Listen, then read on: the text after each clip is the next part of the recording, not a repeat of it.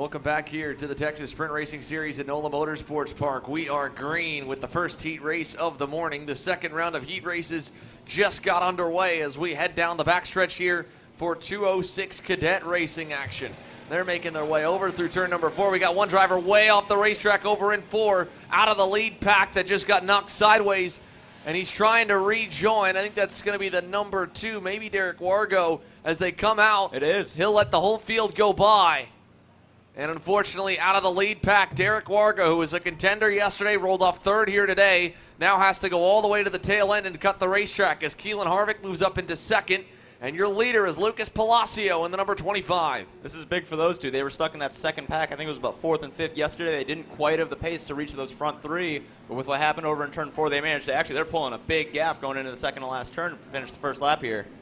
Yeah, nice little gap here for Lucas Palacio and Ka100, two North Carolina kids who have a lot of practice racing around each other and working together. And they've got a little gap beginning to build.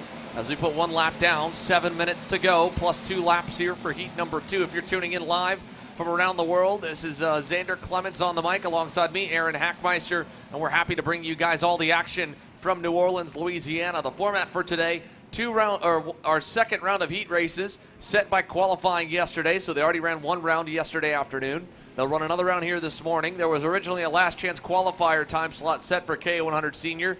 That has been canceled. So Ka100 Sr, all 40 plus, will directly transfer into the main event this afternoon. And again, the main events this afternoon, if you want to watch those online, you could do so by becoming a KC Premium member by going to youtube.com/kartchaser/join. It's $9.99 a month, and you get plenty of racing action with all that coverage. For free, though, you can continue to watch all the action for heat number 2. And Palacio and Ka100 keeping things under control so far. That gap has built up now over a second back to the next group of 3.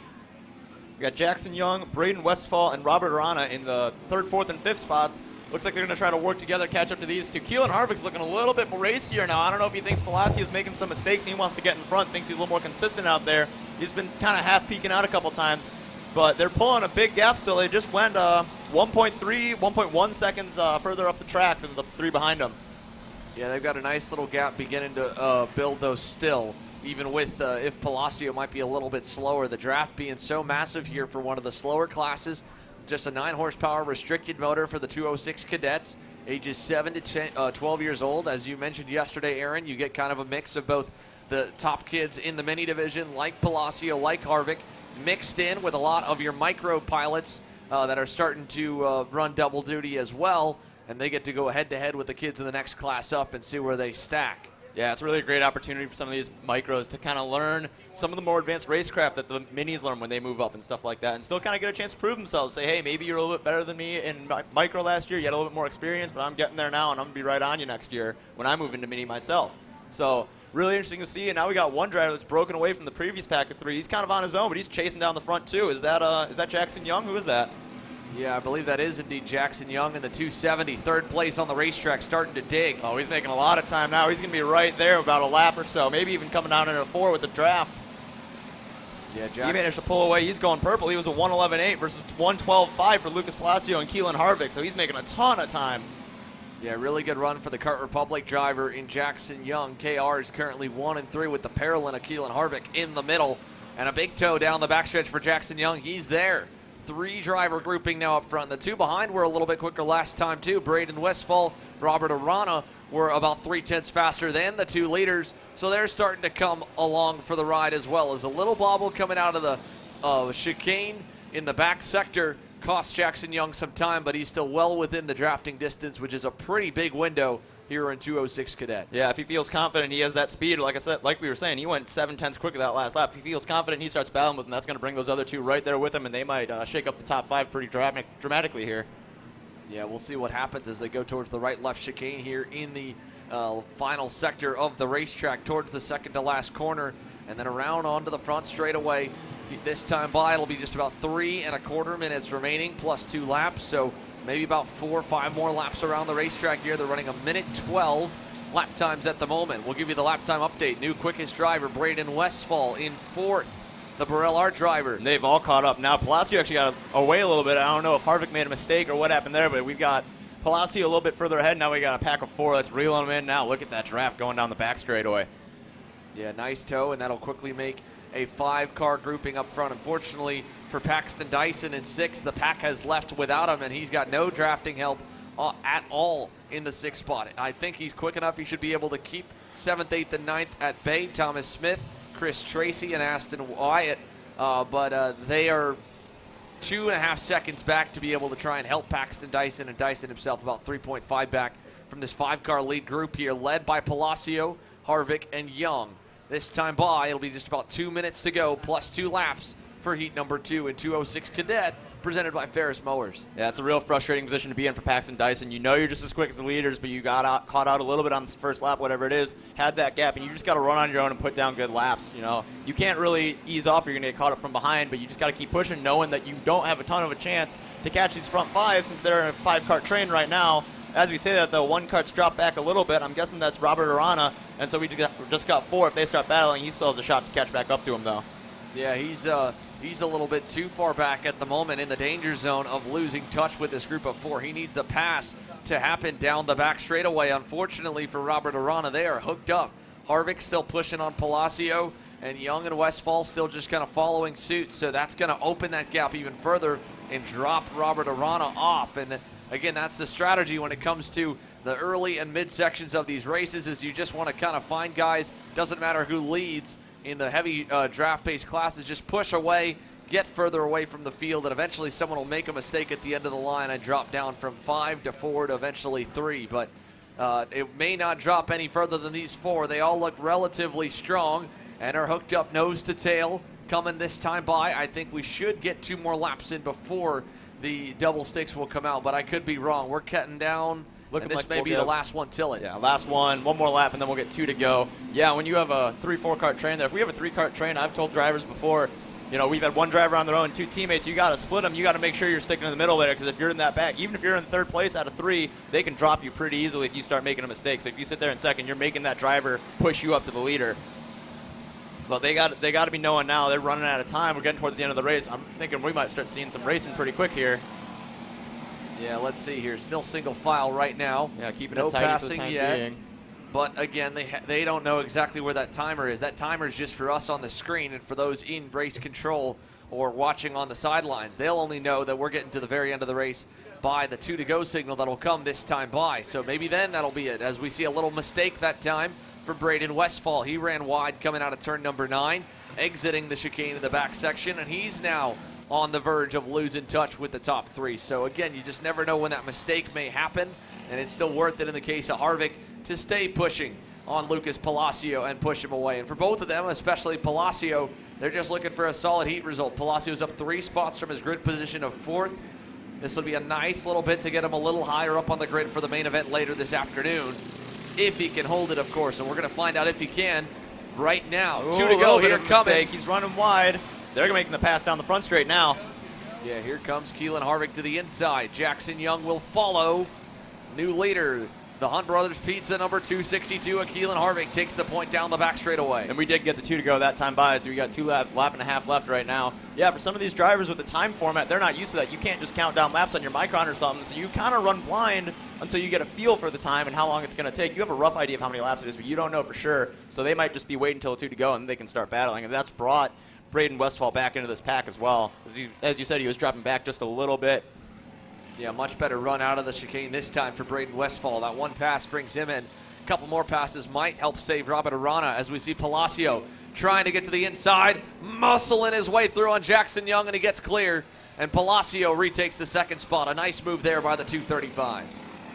Yeah, they're doing a really good job this weekend. Been really good so far, not getting too rough and aggressive. You see a little bit of body contact as you're going to with these carts, especially with all the plastic, as people tend to observe and make note of. But everything's been super clean so far this weekend. It's been a great job by all the competitors out here.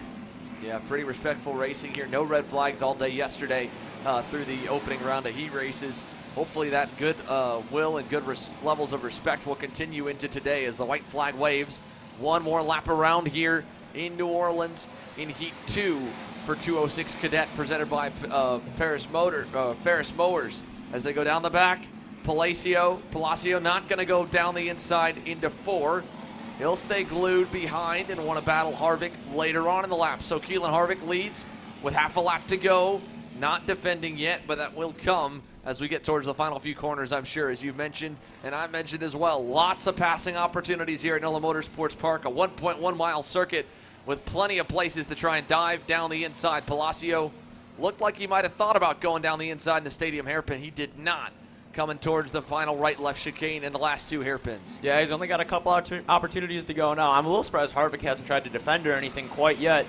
Lucas really knows he needs to get that. He doesn't even need to get that spot. He's just looking for a good finish there. Harvick doesn't defend going into the second to last hairpin. We'll see if Palacio tries a last lap opportunity to make up a position.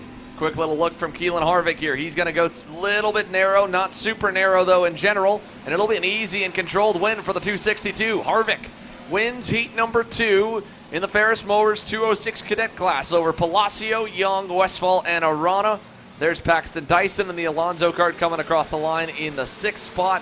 And here's that group that was behind him. Derek Wargo rebounds all the way up to 7th with the fastest lap time. A very impressive drive back forward for the number 2 machine. He dropped outside the top 10, nearly down beyond the top 15, I think, at the end of the first lap. Drove back up the order, and a good recovery. All in all, that should still score him some decent heat points for later today. Chris Tracy ends up 8th. Thomas Smith 9th, and Aston Wyatt rounds the top 10. Looks like an unfortunate race for Tyrone Kemper Jr. there. Lost 9 spots down to 14th. I'm not sure what happened to him, and we think we might have missed what happened there. But he's been strong all weekend out here. This is his home track. I think he was looking for a good result this weekend in this class. But 14th place spot means he's got a little bit of work cut out for him in the final. He should still be able to race up there, don't you think? Yeah, I think he should be pretty good. As you mentioned, home track advantage here. I joked with Tyrone when we were catching him yesterday. A little bit of contact coming out of the last turn in the back here. That was the last two coming across the line, Caden Lehans and Simon Klein. And I think Klein's gone around out of the final corner, and the motor has stalled, so they'll be able to fire him back up and hopefully get Simon back over to the scale line. But Simon Klein, just on the final time out of the last corner, ends up going for a ride through the spin cycle. I don't believe we do have any other downed carts, though, so once they get him refired and back into the scale line, we should be set and ready to go with our X30 Juniors and Seniors. As the X30 Pros put on a good show yesterday, Paulie Massimino and Dante Yu topped the boards throughout the heat race. Ryan Norberg, big story, up 6 spots. He'll start 10th again today after a rougher qualifying. And a few other big names still with a lot of pace to find. All the pro drivers using this weekend really as a test weekend. The X30 classes absent typically from the Texas Sprint Racing Series class structure, not by choice, just by population. The popularity of the Ka100, Mini, Micro, Swift, and of course the Lo206 classes presented by Briggs & Stratton have been massive here on the regional level and have brought them 200-plus entries for a good number of events in 2021, all on their own. As we get set, though, the X30s, again, 24 or 25 in total, with a bunch of kids running double duty in X30 Jr. and Ka Jr. and a handful doing the same in X30 Sr., all trying to get ready for the SuperKarts USA Pro Tour season opener here next weekend. So they're going to get set to get on the racetrack. More testing for them, more mock race runs, and a lot of time to put on a show here for us. 8 minutes on the boards. The engines are fired. We'll take a quick commercial break. When we come back, more action from NOLA Motorsports Park here for round number 1 of the Texas Sprint Racing Series.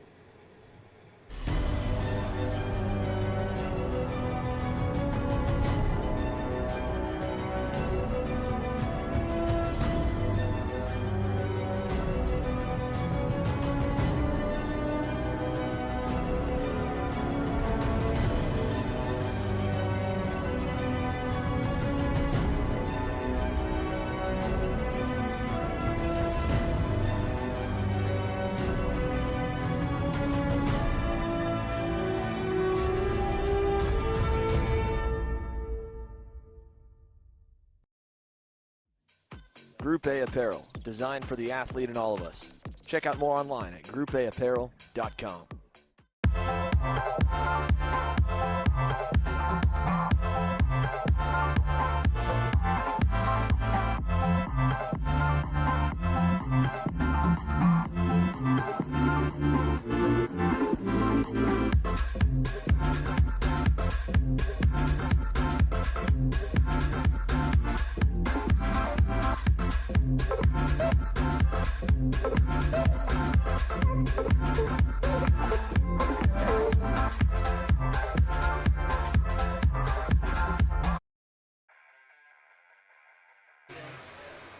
Welcome back here live from NOLA Motorsports Park. My name is Xander Clements alongside Aaron Hackmeister here on the Kart Chaser live stream of the winter warm-up opening weekend for the Texas Sprint Racing Series in 2022. And the X30 Seniors and Juniors making their way onto the front stretch. Paulie Massimino to the inside, Jason Leung to the outside. Cameron Weinberg and Dante Yu make up row 2. Hannah Greenemeyer, Frankie Moss in row 3. Dalton Haynes, Ryan Vincent, Loren Legault, and Ryan Norberg, your top 10. Here we go. Green flag in the air. We're underway to turn 1 and a sleeper start for Leung on the outside. He'll lose a couple spots as Cameron Weinberg should slip to 2nd.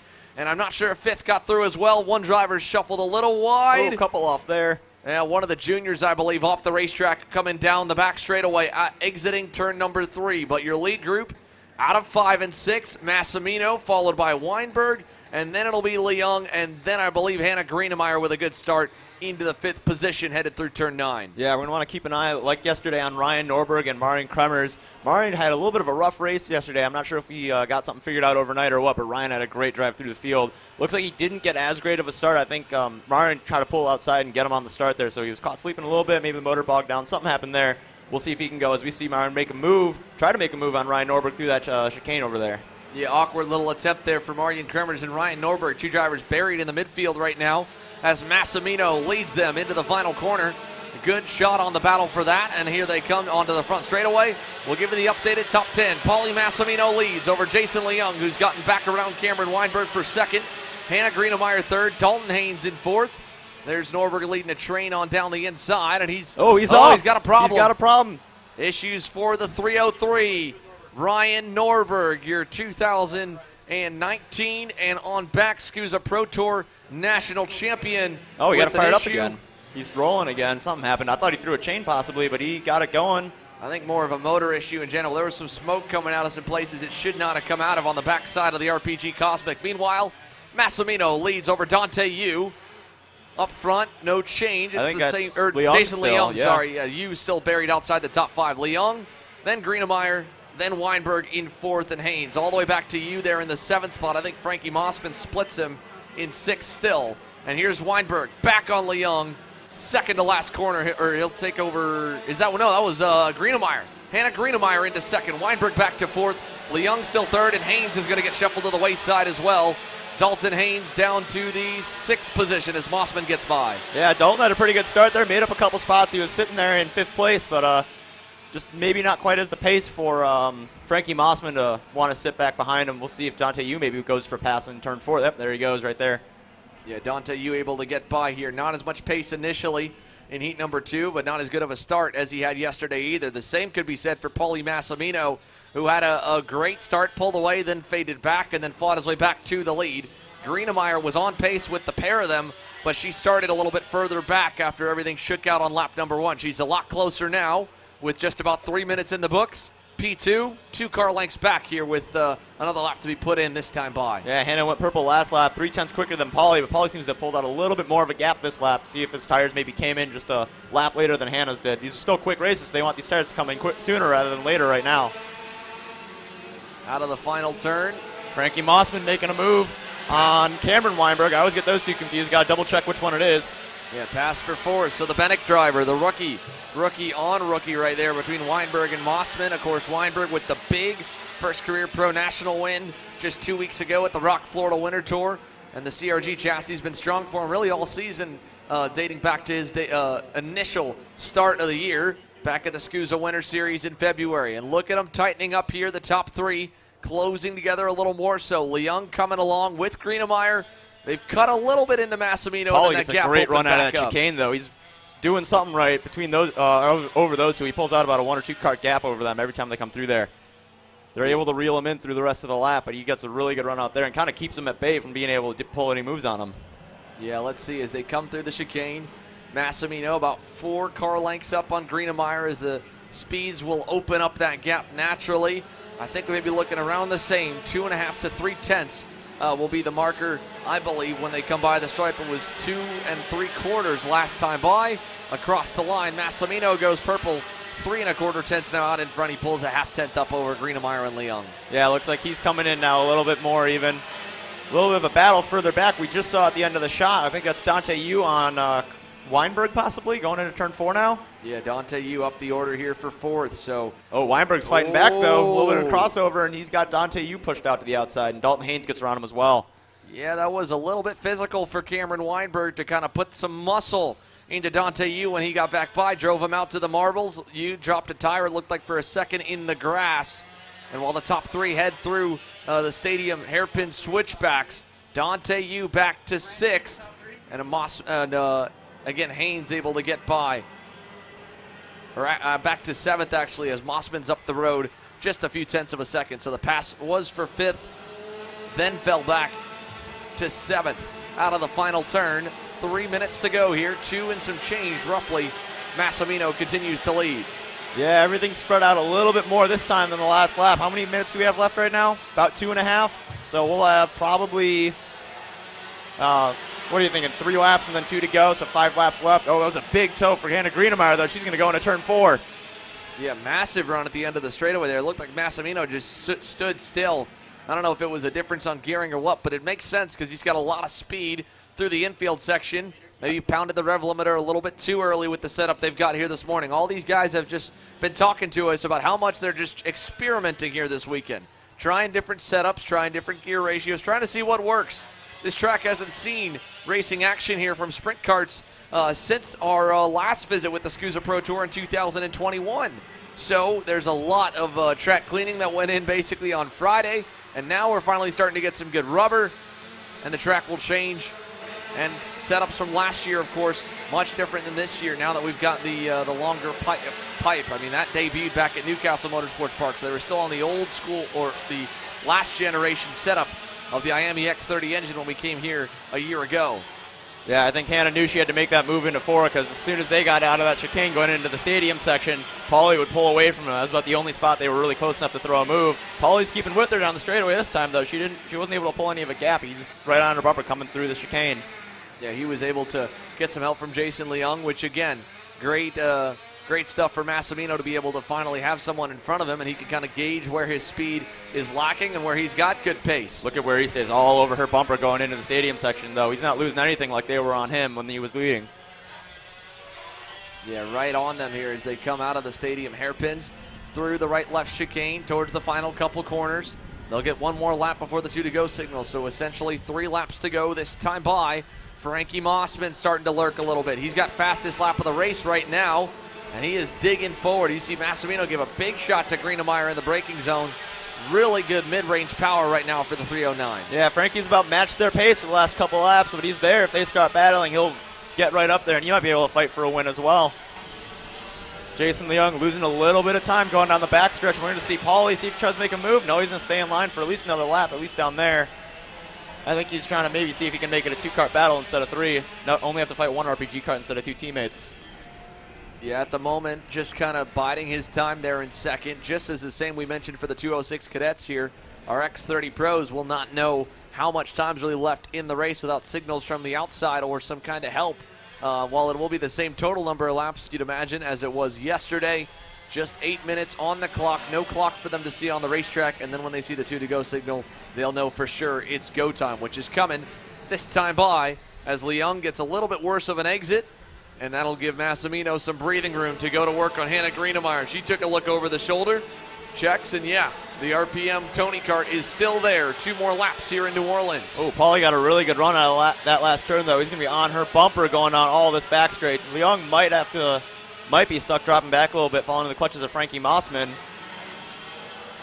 Massimino managing the gap as well. He took a look over the shoulder.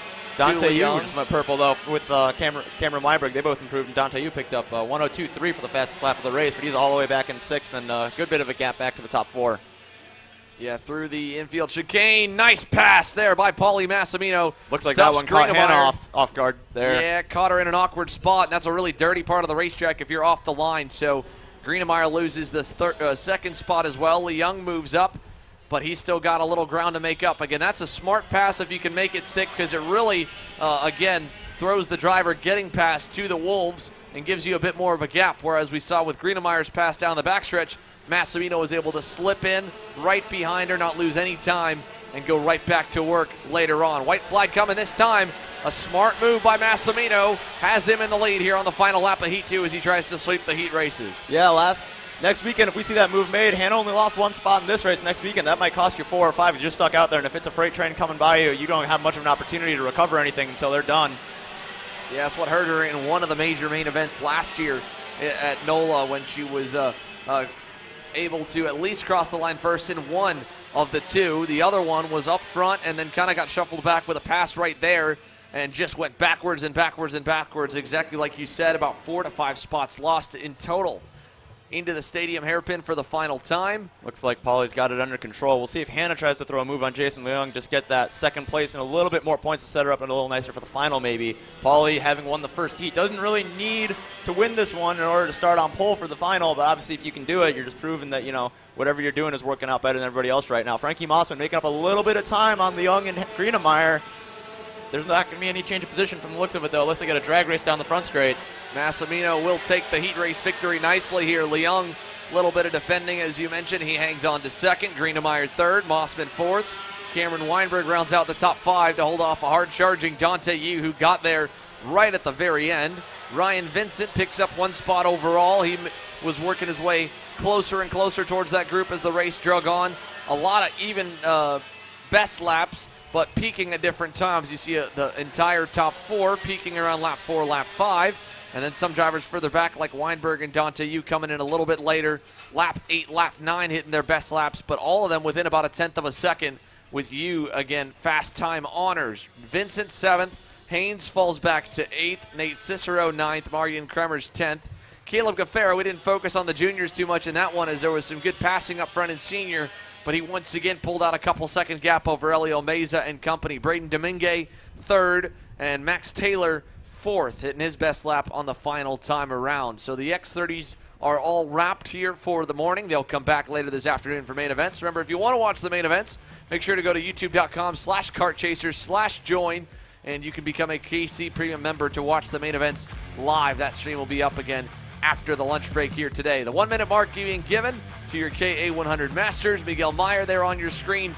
He was dominant yesterday. He's once again looking for a good run here today. Stick with us. More action to come from NOLA Motorsports Park.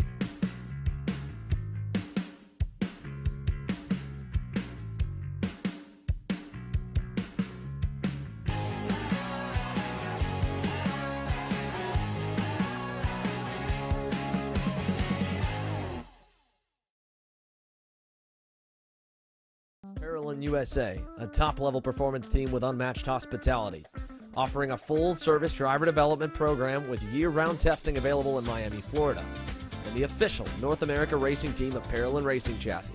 Chassis and parts available at ParolinUSA.com. Odenthal Racing Products, your #1 producer in engine mounts since 1992, along with our leading-edge designs and product development, such as the Odenthal Racing Products EasyGP camera mount, which comes in 4 different styles and can be used on any karting platform. To see our products online, go to odenthalracing.com.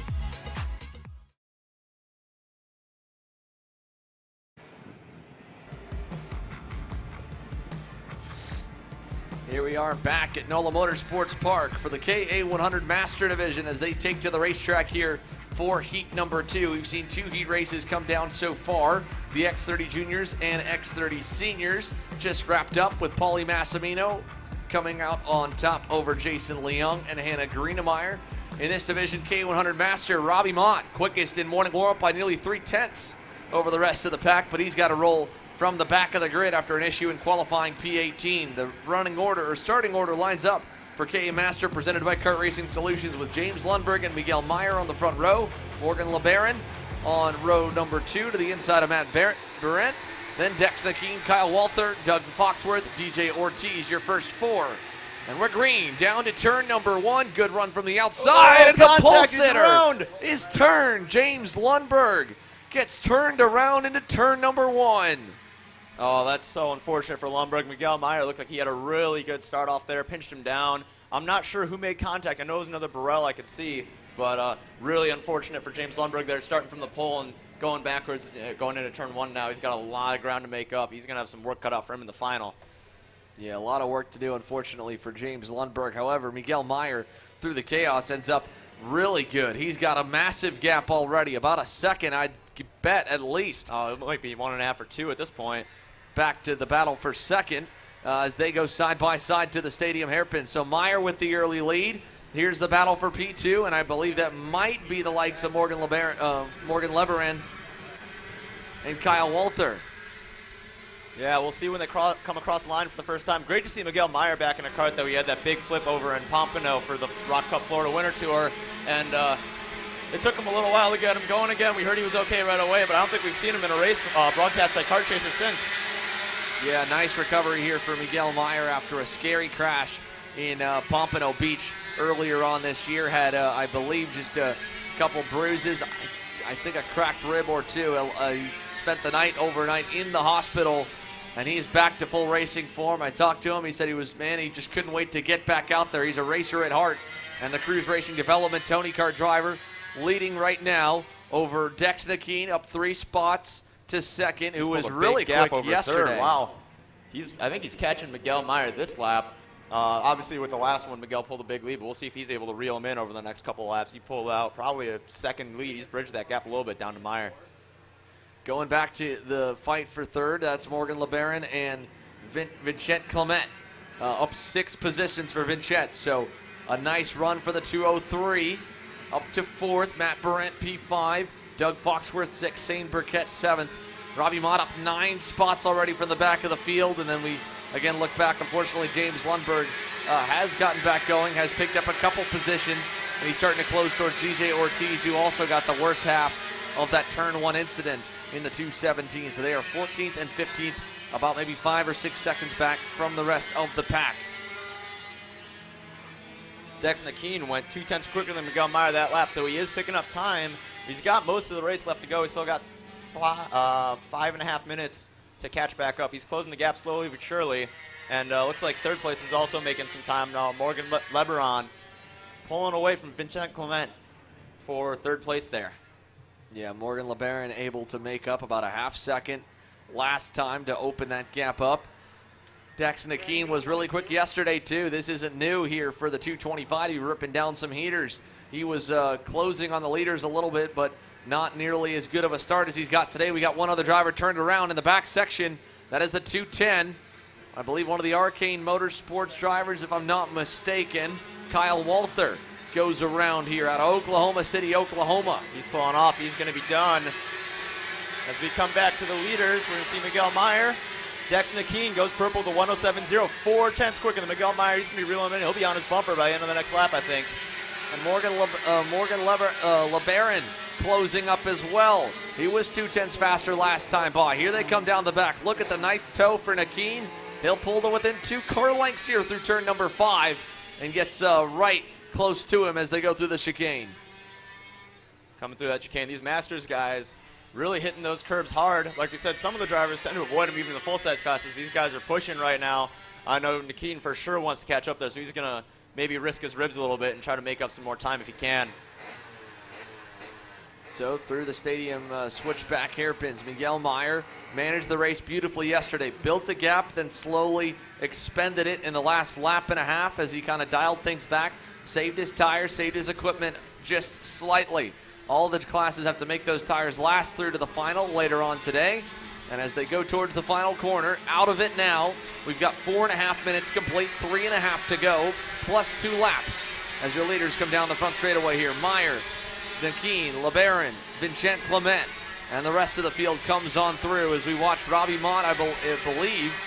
That's Matt Brent and Neil Faulkner. No, that is Robbie Mott in the 205. I'm sorry. Up 13 spots. Oh, wow. Look at that drive. 5th. What a drive forward here for Robbie Mott. I wasn't sure if we were catching there, but he's up the order big time, and he's not terribly far back from the leaders. 3.5 seconds back with 3 minutes plus 2 laps to go. Yeah, he's matching the pace of the leaders right now, and he's only 3.5 seconds back. They start battling. They've got probably 4 laps left in this race, maybe 5. They start battling. He'll be right there with enough time. Yeah, trying to dig forward here. Robbie Mott, Mr. Ribtech, having a good day here as they go through the chicane. This time, again, they'll put another lap in the books to make it 5 complete. Myers kind of kept that gap nice back to Dex Nakeen. He got going a little more last lap. Looks like he got going even a little bit more this lap. That gap's doubled. It's about 4 car lengths here coming out of the final corner. Yeah, I wonder if Nakeen maybe cooked his tires a little bit trying to catch back up, and they're starting to drop off on him now as they come down into turn 1. And Meyer went half a tenth quicker that lap, so he's matching the pace now, not really letting Nakeen gain any more time, but he's within the toe going down the back straight. See if he can make up anything down there. He'll close up a little bit. Robbie Mott now goes purple, 106.991. Back in 5th, closing up to 4th on Vincent Clement. I think he might be close enough to get to him here in a couple corners. We'll pick up them as much as we can while the leaders come through the infield chicane. Dex Nakeen back up. Here's Meyer, makes a mistake out of 9. He's getting a big run on the bumper. See if he throws it in right now. If he wants to wait a little bit, he's going to follow him at least for a little while longer just to maybe see up close what Meyer's doing and where he can make a move.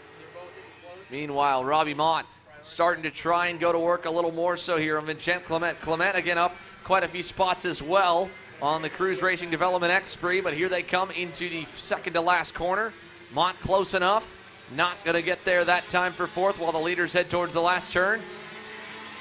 And out of the final corner, Dex Nakeen really close to Meyer and Morgan LeBaron closing in. Here's Mott at the top of the screen there. You can see them 3 seconds back from the leaders right now. He's still there. He's staying on the board. We got 2 really good battles in the top 5 right now. Nakeen still deciding to push Meyer, not trying to pull the trigger quite yet. But 3rd place, Morgan LeBaron is definitely reeling him in now. Yeah, Morgan LeBaron only a couple kart lengths away as they battle back for 4th here. The top 3 with just 45 seconds plus 2 laps to go in Heat 2 for the Ka100 Masters presented by Kart Racing Solutions. Mott, you can see on your screen, has gotten by on Vincent Clement. Make it 14 positions gained from dead last on the grid in 18th to 4th now here for the 205. Your leaders going to see maybe get 3 to go this time, but they're going to be cutting it tight. Yeah, probably doesn't have enough time now to catch up to these top 3 in this race, but you know he's got some good heat race finishes, probably going to start mid-pack. He'll be up front with the, is it 16 minute finals? 16 minute plus 2 laps on the main event. That's plenty of time for him to get up there, even if he has to start in the midfield, make a few passes. He's showing that he's got pace right now. Miguel Meyer pulling a little bit of a gap that lap. I think he went about a tenth quicker than Dex Nakeen. I think Nakeen made a mistake going through that chicane back there. He's reeling him in already again. Yeah, Dex Nakeen able to close back up down the back straightaway here. Nice run to the bumper, gives him a little tap in the braking zone, lets him know that he's there. The good news for Robbie Mott here with the 3 extra lap given here before the 2 to go signal. He's got time. If they fight for the lead, he could get there, but Miguel Meyer is so quick through the back left corner chicane, that right, left, right section where you have to really jump the curbing. Meyer has that down, and he pulls 2 or 3 car lengths almost every lap over Dex Nakeen every time they come through there. LeBron's right here too now. He's on the back of Dex Nakeen. They didn't really battle, but it looks like he just had a little bit more pace than them. We'll see if he decides to battle for second or wait to catch up to Meyer and maybe try to get them both on the last lap or something like that. Here they come towards the final corner. Miguel Meyer, 2 car lengths. Dex Nakeen, 2 car lengths back to Morgan LeBaron. 2 to go. This time by here in Ka100 Master as they go for 1. Meyer trying to find the afterburners as he tucks his head behind the wheel to turn number 1. Pulled away a little bit. Big run through the corner for Morgan LeBaron. And down the back straightaway, the gap again opens back up to that 2.5 car length, 3 car length grouping. It'll tighten towards the leader with the toe. But Dex Nakeen, he's got to find a little more speed in this section right here. This has been his weak point compared to Meyer. Watch Meyer come over the curbing there. Pops it effortlessly. Nakeen followed him nicely. Nakeen was a lot better that time through there. Like you were saying, Meyer's really strong through that chicane leading into the stadium section. Nakeen seems to be really strong in these last 2 180s over here and going into the first corner. So they're kind of stronger in different spots. See how that plays out with where they want to make their passes going into the last lap here. Yeah, let's see it. Over the curbing on the left side towards the right left chicane. And the final 2 corners on the racetrack. White flag will fly this time by. Dex Nakeen doesn't pull the trigger yet. Just waiting on it. into the final corner. Does he dive it down the inside here? He does not. He's taking his time behind Meyer and does not get a great exit, so he'll need a really good run down the backstretch to get there, but he should be close. Just a half-decent turn one's all he needs, and he gets it. He might need to try what Greenemeyer did in X30 Sr. He makes that pass in the four so that he can hold up Meyer and not give him a passing opportunity going into the chicane. Meyer going all the way down to the bottom of the track for first, though. He's blocking pretty hard. I shouldn't say blocking. He's running a defensive line going into turn 4. Nothing wrong with what he did there. Yeah, some bumper. Oh, got Ran Meyer wide. And that has brought Morgan LeBaron right back into the fight. This is a three-way battle for the lead with about half a lap to go. So Morgan LeBaron gets close as Dex Nakeen gets into the back of Meyer just a little bit. Meyer was defending, like you said, nicely down the back. He covered that off, covers these hairpins off as well. 2 more corners to go. Back in Nakeen up to the front bumper of Morgan LeBaron, who could pull a challenge. Trigger first. Looks like LeBaron thought about going into that last 180. Into the second to last corner. There he goes. Forces it. Nakeen drops a tire. He'll fall to third. LeBaron to second. And Miguel Meyer will take him out of the final corner and pick up the heat race victory. Yeah, it's a big run for Miguel Meyer. Where did our pole sitter end up? Oh, Lundberg rebounded back to 10th. So he picks up a handful of spots. Gets by DJ Ortiz late in their going. They end up 10th and 11th, the 2 drivers involved in the wreck at the start. Not a bad recovery drive there. Was Darren Dean in the 271. So he unfortunately gets a DNF. But Miguel Meyer, Morgan LeBaron, Dex Nakeen, Robbie Modigan, 14 spots gained to 4th. Vincent Clement 5th, Doug Foxworth 6th, Matt Barrett 7th, Neil Faulkner 8th, Shane Burkett 9th, and then Lundberg rounding out the top 10 with a good drive back forward. The micros are getting set to go up next here. Your micro swift class, just like everybody else, 8 minutes plus 2 laps, couple heats in the books, and a lot more to come from New Orleans. Stay tuned here to the Kart Chaser live coverage of the winter warm-up for the Texas Sprint Racing Series.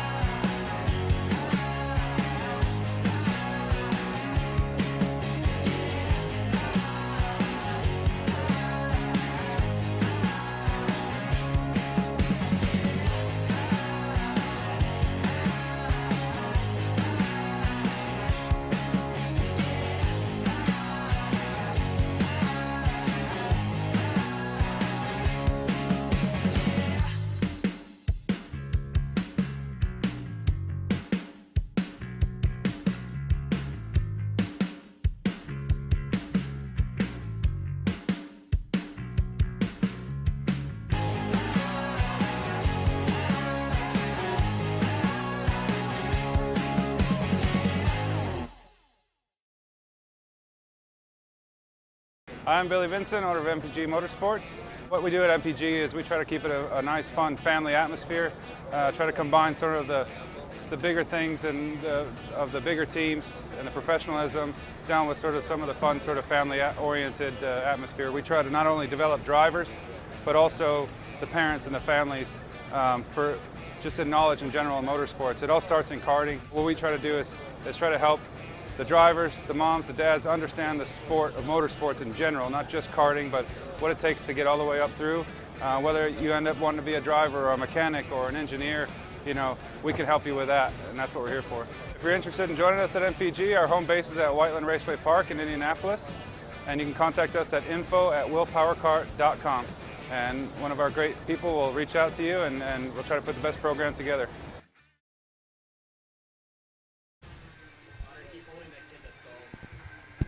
Welcome back here from New Orleans. And Aaron, we were getting ready to go green with microslip. We got 2 drivers off the racetrack here before we even got underway. One of them, Pasha Ali in the Paralin number 42. The other one, the 55. Cade Kaspar. So they were set to start 14th and 15th. Both of them with an issue here early. Wonder if they made contact and one of them spun out possibly. If they just had separate coincidental issues, maybe took them out at the same time. Oh, and coming down the backstretch of the middle, shoot there between the 180. We got Sawyer Chambers lining up on pole next to Paxton Dyson in second. Aston Wyatt in third with Drew Waltz coming in fourth. For row 3, we got Royce Vega and Alexander Procuna. Row 4, Nicholas Orbezo and Antonio Pizzonia Nato. Row 5, Matthew Gagel and Asher Ludwig rounding out the top 10. Colton Scheinberg and Emerson Lane in 12th, and we're coming down the tram lines, getting ready for the green flag. And we got it. They're spreading out pretty quick. Coming into turn 1. Oh, one around there. One spun to the inside. Is that the 58? I think that's Nicholas Orbezo, who started 8th. Going around here on the infield of turn 1. The marshal going to try and push him back onto the racetrack. And poor Nico here just shaking his head as a rough start to his Sunday morning begins. Meanwhile, pass for the lead, it looks like. Lots of shuffling at the front of the pack already. Paxton Dyson, Aston Wyatt, we got one around in the 5. So that is the 20. Looks like 25. 25. Sawyer Chambers continuing to lead, so that was him maybe fending off a charge.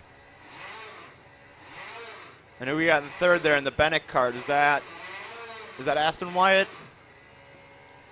We'll identify now. Sorry, Sawyer Chambers in second. I believe Aston Wyatt in the Burrell Art is the leader. Royce Vega is the driver in the Bennett. He's up a couple spots already, up into third from 5th on the grid as Aston Wyatt leads them out of the second to last corner. A little bit wide. Sawyer Chambers gets a good run. And we had a good battle here in the micro class yesterday for heat number 1, but out of the last turn, a little wide again for Chambers this time. Yeah. Getting a little bit of a slide coming through there. Just missed the apex by about half a cart, and that ran him wide. Royce Vega right on his bumper, but they get back up going through turn 1, right back up to the bumper of Aston Wyatt. Chambers already looking for the lead down the backstretch. Got a big run on Aston Wyatt. And now they're going to go 3 wide. Royce Vega to the inside into turn 4. He'll take the spot away, and Royce Vega goes from 3rd to 1st on the back straightaway. This will help Paxton Dyson catch up to them, and now he's sitting there in 4th, right on the back bumper. He's looking maybe to get into a little bit of the fights now, too. Royce Vega getting his elbows up early here on this Sunday morning. He's amped up and ready to go, straight to the point. 6 minutes still to go, plus 2 laps in heat number 2 in the Micro Swift division, presented by Houston Freightliner and Western Star as they come out of the switchback 180s in the stadium section. Sawyer Chambers has Aston Wyatt back on the tail, but a good run through the chicane gets him a little bit of separation. Then it closes back up once again as Royce Vega takes them through. Yeah, all got a good run out of there, keeping it pretty spaced out right now. Don't think we're going to see a move going in the last corner quite yet, and they're slowly dropping Paxton Dyson from them again after they battled. Just going into turn 4 right there. Coming around to the last lap, Royce Vega, Sawyer Chambers, and Aston Wyatt are your top 3, all within 0.3 of a second. Paxton Dyson, 0.4 back from Aston Wyatt in 4th. Not a great exit down the back straightaway for Aston Wyatt, but he'll get the toe and a lot of top speed for all of them as they close in. And Chambers made a mistake. And he goes around.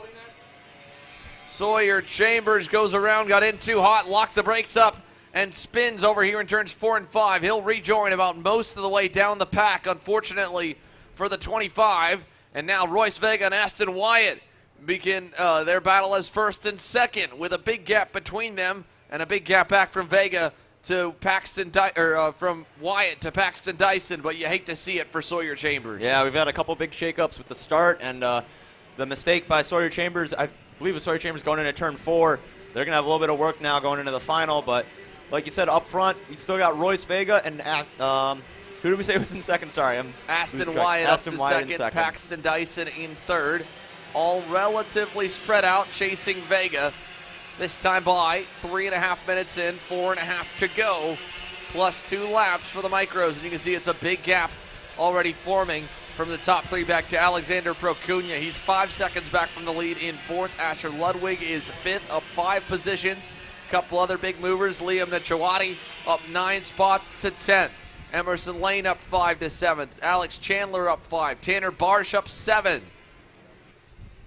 Yeah, everything's spread out pretty quickly after those first couple laps out here. We'll see if anybody finds some pace, maybe able to reel in another driver. Those top 3, they got about 1.5 seconds between the 3 of them. Pretty equal split. Aston Wyatt 0.8 behind Royce Vega, and then 0.7 back to Paxton Dyson. Everybody running pretty single file, kind of in their own right now. We'll see if anyone really finds, like I said, see if anyone really finds pace, but right now it's looking like we're going to be running about here till the final if everything stays the way it is. So Aston Wyatt headed out of the second to last hairpin, losing a little bit of time to Royce Vega, who's pulled him 4/10 last lap, and I think probably another couple here this time by. Unfortunately for him, that draft is not saving him. He's outside the window now. This time by, the stripe lost another 0.8 of a second to the race leader, and Paxton Dyson was at least a little bit quicker. He's closing up, maybe 3 or 4 karts back down the backstretch for second, so we could see a change in that position as Vega leads them into turn number 4 once again. Yeah, Vega got a huge lead now, 1.5. We said it was 1.5 back to third on the previous lap, and now it's 1.6 seconds back just to second. So Aston Wyatt really losing a little bit of pace here. Doesn't have the draft, can't do anything. Paxton Dyson, see if he wants to push him and try to catch back up the leader, if he just takes second and tries to run away with it. Yeah, Paxton Dyson's definitely a good bit quicker than Aston Wyatt right now. It's hard to tell, again, how much of that is raw pace, how much is running in his wake. But as they exit the switchbacks and go towards the chicane, the right-left quick whip into the final 2 corners on the racetrack. About 2 car lengths between them, so he should have a good shot at him on the backstretch next time by if he wants to try and go for the position. It's still about 3.5 seconds back to Alex Procuna, who started to get going a little bit quicker as the Parolin driver, P4. You can see him just at the top of your screen there coming out of the final corner, while Dyson and Wyatt head for turn 1. Yeah, Wyatt was asking for a push as they came out of the second to last turn. We'll see if Paxton Dyson decides to work with them or if he just thinks, nah, we're too far back now. It's too far gone. I'm just going to make the move now and see what we can do. Now he looks like he's going to stay in line and give him a little push going into turn 4. Yeah, no change for second. So Paxton Dyson remains in line. Just kind of taking his time with Aston Wyatt, and he's got a lot of time on his side because he doesn't have the pace to go and hunt down Royce Vega out front, who has become a national contender here this year, especially started to break out midway through 2021, and he's been looking strong ever since. Here on the Texas Sprint Series schedule, I don't know if he's set for the entire championship, but this could be a reason to come back for more here as he uses this, like many, to warm up for the SCUSA Pro Tour season opener next weekend right here at NOLA Motorsports Park. A minute to go this time by as they work their way out. Aston Wyatt, Paxton Dyson on your screen. That's the fight for second. Although right now it's just a lead-follow group as no passing attempt has been made yet by the number 22. Maybe a little bit of a mistake from Dyson running a little bit wide there. Yeah, he looks like he ran out of pace just a little bit at the end there. Matched the pace of Wyatt. Didn't really gain any time by the time they got to start-finish line. Maybe he just needs to calm himself down a little bit now he's gotten closer and focus on hitting his marks when he's right on the bumper of Aston Wyatt here. Wyatt taking a look back, going into 4. Sees he has a little bit of a gap there. So they'll get the 2 to go signal this time by as the clock ticks on down. Royce Vega still the leader. This again second and third on your screen between Aston Wyatt and Paxton Dyson as they head through the chicane. Looks like Dyson thought about making a move going into that left-hander coming out of the chicane there. Decided against it and lost a little bit of time as he narrowed up his entry going in. Yeah, here they come through the switchback stadium. Great corners. run through the hairpin though. Through the right-left chicane. Paxton Dyson, good run there. Really good run and what has been kind of a strong point for him. Now he's got a good shot. He opens up, but he opened up a little too much. He'll stay behind as Aston Wyatt continues to hold. Good exit though, sticking on the bumper. Give him a little bump. Another one right there, and he's going to keep pushing him until we're getting 2 to go this time by now. It's a really good run out of the last turn. He's going to go down, and Wyatt's going to run a little bit of a defensive line. Backs him out of the pass. Going into turn 1, it's still going to be Wyatt over Dyson, but they're bumper to bumper now. Yeah, he kind of caught Dyson off guard. I don't think Dyson expected him to drive him down as low as he did. Aston Wyatt holding the spot down the backstretch. 2 car lengths between the pair, but they'll close back up once again. With a lap and a half to go, still time to fight for it. Alex Procuna hoping something happens there as you see him all in no man's land back in 4th, trying to dig forward towards these 2. Yeah, like I said, that in the 206 Cadet race, that's really just a frustrating part to be in because there's not really anything going on. You're just running a hot lap session, but you got to stay there and got to keep your head down and get after it. You can't let yourself get out of focus and lose pace just because there's nobody around you, because then you're going to fall back to the drivers behind you, and you really got to focus on trying to catch those guys ahead of you, even if they are, 2-3 seconds ahead and you don't see like you have much of a chance to catch them with, like right now, 2 to go. Paxton Dyson up on the bumper though again, see if he tries to make a move this time. No, looks like he wants to set up a move going into the last turn. Good run coming out of the second to last 180 there. Maybe thinking about a move. No, Wyatt kind of runs a little bit narrow there. Dyson's going to get a great run out of the last turn again. Come down again. This time Wyatt protects a little bit sooner, forces Dyson to the high side. That'll keep them close down the back straightaway. That'll be the last chance here, it looks like, for Dyson, because I don't think he's strong enough in other parts to get by. He's got to run. Looking. Wyatt covers him off again. Dyson remains in third. They're going at it pretty good. A lot of clean racing here. Nobody's chopping each other off or throwing side pods. Like I said, a lot of great racing so far this weekend with all the drivers at TSRS. Lots of aggressive but clean running from every class out here. So good job to both of these drivers and everybody else for keeping it clean, keeping it respectful, and making a good show for us to put on. Paxton Dyson closing back up towards the stadium section here. He lost a little bit coming out of 9. He'll close in through the left-handed 180. Royce Vega continues to lead. He's been dominant so far in heat number 2. Was great in heat number 1 as well. For the Micro Swift class presented by Houston Freightliner and Western Star, 2 more corners before the main event grid is set. Who will get more points here in heat 2? Can Dyson throw it down the inside? He's not close enough here. Runs a little wide, little bobble. Last corner. Anything there?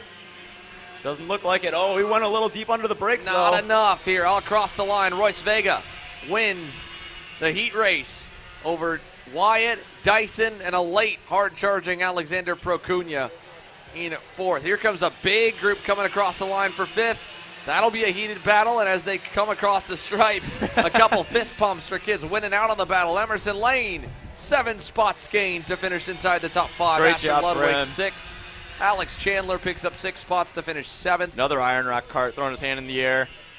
Excited about that one. Antonio Pizzonia Jr. finishes 8th. Matthew Cagle 9th, and Sawyer Chambers rebounds to 10th after falling to the outside edge of the top 15 early on after his spin. So your early race leader and front runner, Sawyer Chambers, a good recovery, just like what we saw in Ka100 Master. But that'll wrap the micros. So their grids are now set here for the main event. We've got 7 actually heat races still coming your way, because when we get to group number 5, the Ka100 Seniors, they're split in half once again. This time group B and C set to go green, with the likes of, I believe, Alex Stanfield and Nick Bruckner set for the front row. They'll be coming your way here next. You can see they're lined up, and they've been providing great racing action all weekend long. Live on Kart Chaser, you're watching the Texas Sprint Racing Series.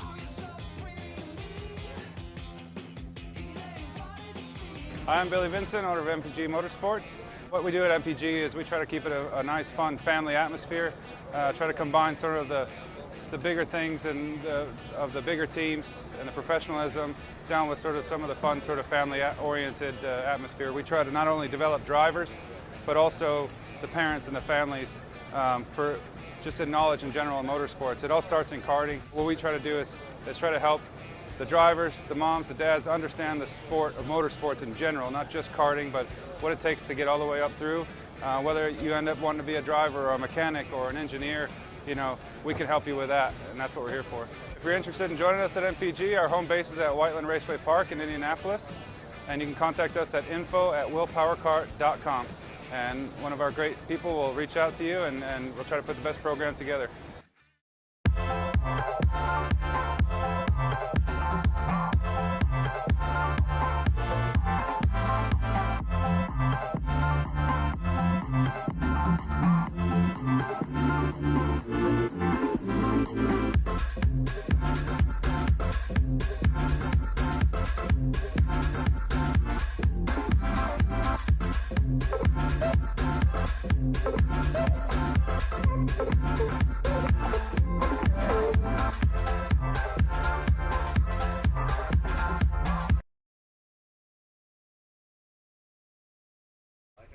Welcome back here live from the Texas Sprint Racing Series winter warm-up at NOLA Motorsports Park. Ka100 Sr getting set to go green for the first of 2 heat races as they clear the racetrack from the Houston Freightliner and Western Star Micro Swift division.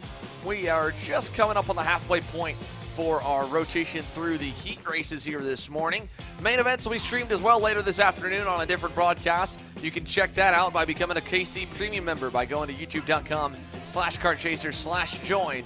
And $9.99 a month, you get to watch all the racing action live, including as well the racing action next week for the SCUSA Pro Tour for both main events on Saturday and Sunday. However, just Sunday only main events here for the TSRS events. They run qualifying and 1 heat on Saturday. and then one more heat, and then, of course, the mains here on Sunday. Got Friday practice in this week, but a limited schedule keeps the costs down, keeps it good for the drivers, and, of course, keeps it entertaining for us as everyone's still learning a lot throughout the weekend with a little more limits on track time. Who's been really impressive, of course, this weekend, along with our front row. The drivers behind through the Ka Senior class have shown a lot of respect altogether. It's been pretty clean racing, and we were talking here before we went on the air. I think you could very easily see 6 or 8 guys with the pace to legitimately win when we get to the main event and combine the field back up later today. Yeah, for sure. I mean, every race, or both of the heats yesterday had a 2, 3, 4 kart battle for the lead, and it's very competitive. I think in qualifying we had the top 6 or 8 all within a few tenths of each other, so once you get them out on track together, get them in a pack following each other with the draft, and also just being able to see what the other drivers ahead of you are doing, you're going to make up a lot of time to be able to stick on the bumper of the karts ahead of you. And then obviously with the battling as well, that's going to draw them back a little bit and bring in the drivers that might have lost a little bit, losing about a tenth of a lap. You start battling, that's going to cost you 3, 4 tenths. They'll bring a driver that maybe is in 6th, let's say, and drops back about half a second and doesn't quite have the pace to stick with them. He'll get right back up into that too. Maybe you can race back up into a top 10 spot.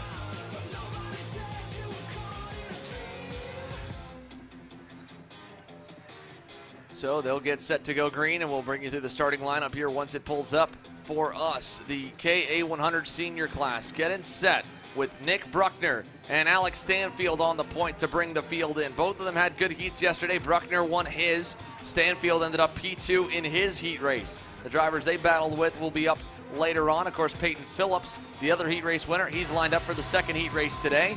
And so it's Stanfield on the pole, Bruckner second. Cedric Lupien lines up in third. Aiden Rudolph makes up row number 2. We got Adrian Cruz and Josiah Tracy in row 3. Ethan Arndt and Peyton McDonough, 7th and 8th in row 4. Row 5 rounding the top 10, Tyler Stevens in the 905 and Dylan Town in the 970. And it's Ruben Ascencio the 4th and Vinny Miskelis. Jarrett Fuller in 13th, Ethan Foxworth 14th for row 7. Taylor Truck, Connor Casey, row 8 as we come into the tram lines, getting ready for the green flag. Here we come. Stanfield and Bruckner have them nicely together, and they'll come together as they go to turn number 1. Let's see if the field can safely make it through 1. They will not. 2 go around. The 925 is the worst of it. One of the comp car drivers about midway through, that's Taylor Trout, rolled off 16th and gets turned, and we are battling for the lead down the back straightaway. Stanfield under fire. Nick Bruckner takes over the top spot through turn 4. Great move by Nick Bruckner there. Wanted to get out early. I think he had a little bit of a gap back to Cedric Lupien, but he decided anyways he wants to be in front, lead the point. See if they work together, if Lupien's able to start some trouble for him and bring back into the clutches of 4th and 5th. That's only a couple karts behind him. Cedric Lupien, like you said, only a couple karts back. Big line of karts here to start this one. Adrian Cruz got in a little bit hot to the stadium hairpin, the first of them, and he lost some ground, and he's got pressure still there as Aiden Rudolph is trying quickly to find his way back up the order. He started 4th. Terrible start for the 979. As they go through the back and forth hairpins here, Lupien's got an even bigger gap now. Rudolph back outside the top 5, it appears, as Adrian Cruz is going to come under fire out of the final turn. Battle for 4th across the line. Move Ethan Arndt to P4, and Peyton McDonough trying to get their door slammed shut on Peyton. And here comes Rudolph with a big head of steam down the backstretch, while your leaders get an even bigger gap. Rudolph pushing Bruckner, it looks like going into 4. They're going to try to pull away from Lupien. Lupien falling into that no man's land like we've been seeing here. And then he's got a big gap back to now Aiden Rudolph in the 4th position as well. So he's going to be working hard to keep up with these top 2. We'll see if he can keep up. Yeah, I think he's got decent pace, though. These packs still tighten up even through some of the infield sectors of the racetrack, and there's a lot of guys with pace, including Lupien, that I think should be able to hang with the top 2 as much as Stanfield and Bruckner may try. Ethan Arndt looking decent. He's already pulled away from Adrian Cruz just off screen. Got about a second to find to get up to Lupien, Stanfield, and Bruckner. Through the chicane here, there's your second group. Arndt followed by Cruz. Here comes Aiden Rudolph. He'll take away the 6th position from Peyton McDonough and move Aiden Rudolph 1 spot back higher to where he started early on. Your quickest driver in happy hour on Friday, closing into the top 5. Yeah, really strong recovery by Aiden Rudolph so far. He lost a couple spots, or started a little bit further back, but he is... No, he did lose a couple spots. He's back up in 6th, though. Rudolph just got sent through the grass. It was just at the edge of the frame, and he was side by side with Adrian Cruz going through the chicane. Now he's got dirt on the tires, and he is trapped in a fight with McDonough along with Josiah Tracy, and he goes on the defense mode now as he's got to clean those tires back off before he can start to make a charge. and get some grip again to challenge Adrian Cruz for 5th. I think Cruz kind of got a little sideways in 1, maybe blew the corner, and that ended up with them side by side in a 1-lane part of the racetrack, turns 2 and 3. Yeah, he really had to throw the cart down the inside just to hold his position because he knew going through the grass he was going to have a bad run there. Did a good job of making sure he could hold on to that, looks like 6th or 7th place spot right there, but he's got a big train of carts behind him. Look at all that forming up. We got about 4 carts waiting to make a move on him if he can get there. Yeah, they are lined up, but they're also lined up on Peyton McDonough because Rudolph does have pace quicker than where the 6th position would show, and now they'll battle behind. So Josiah Tracy takes a train down the inside on McDonough. McDonough's going to lose a couple spots. 2, 3, 4 go by. He defends down into 1 on another one of the Iron Rock Tony carts. I think that's Xander Rogers he's trying to fight with for 10th as they go side by side for the lead for the first time since the first lap.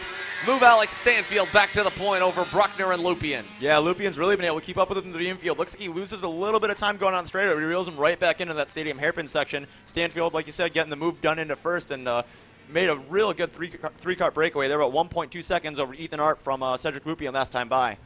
Yeah, they were able to pull away a little bit, so the top 3, a nice and healthy gap at 1.5 seconds back to Arndt, who does not have the pace at the moment to catch them. He was a 10th off the pace of Bruckner last time by.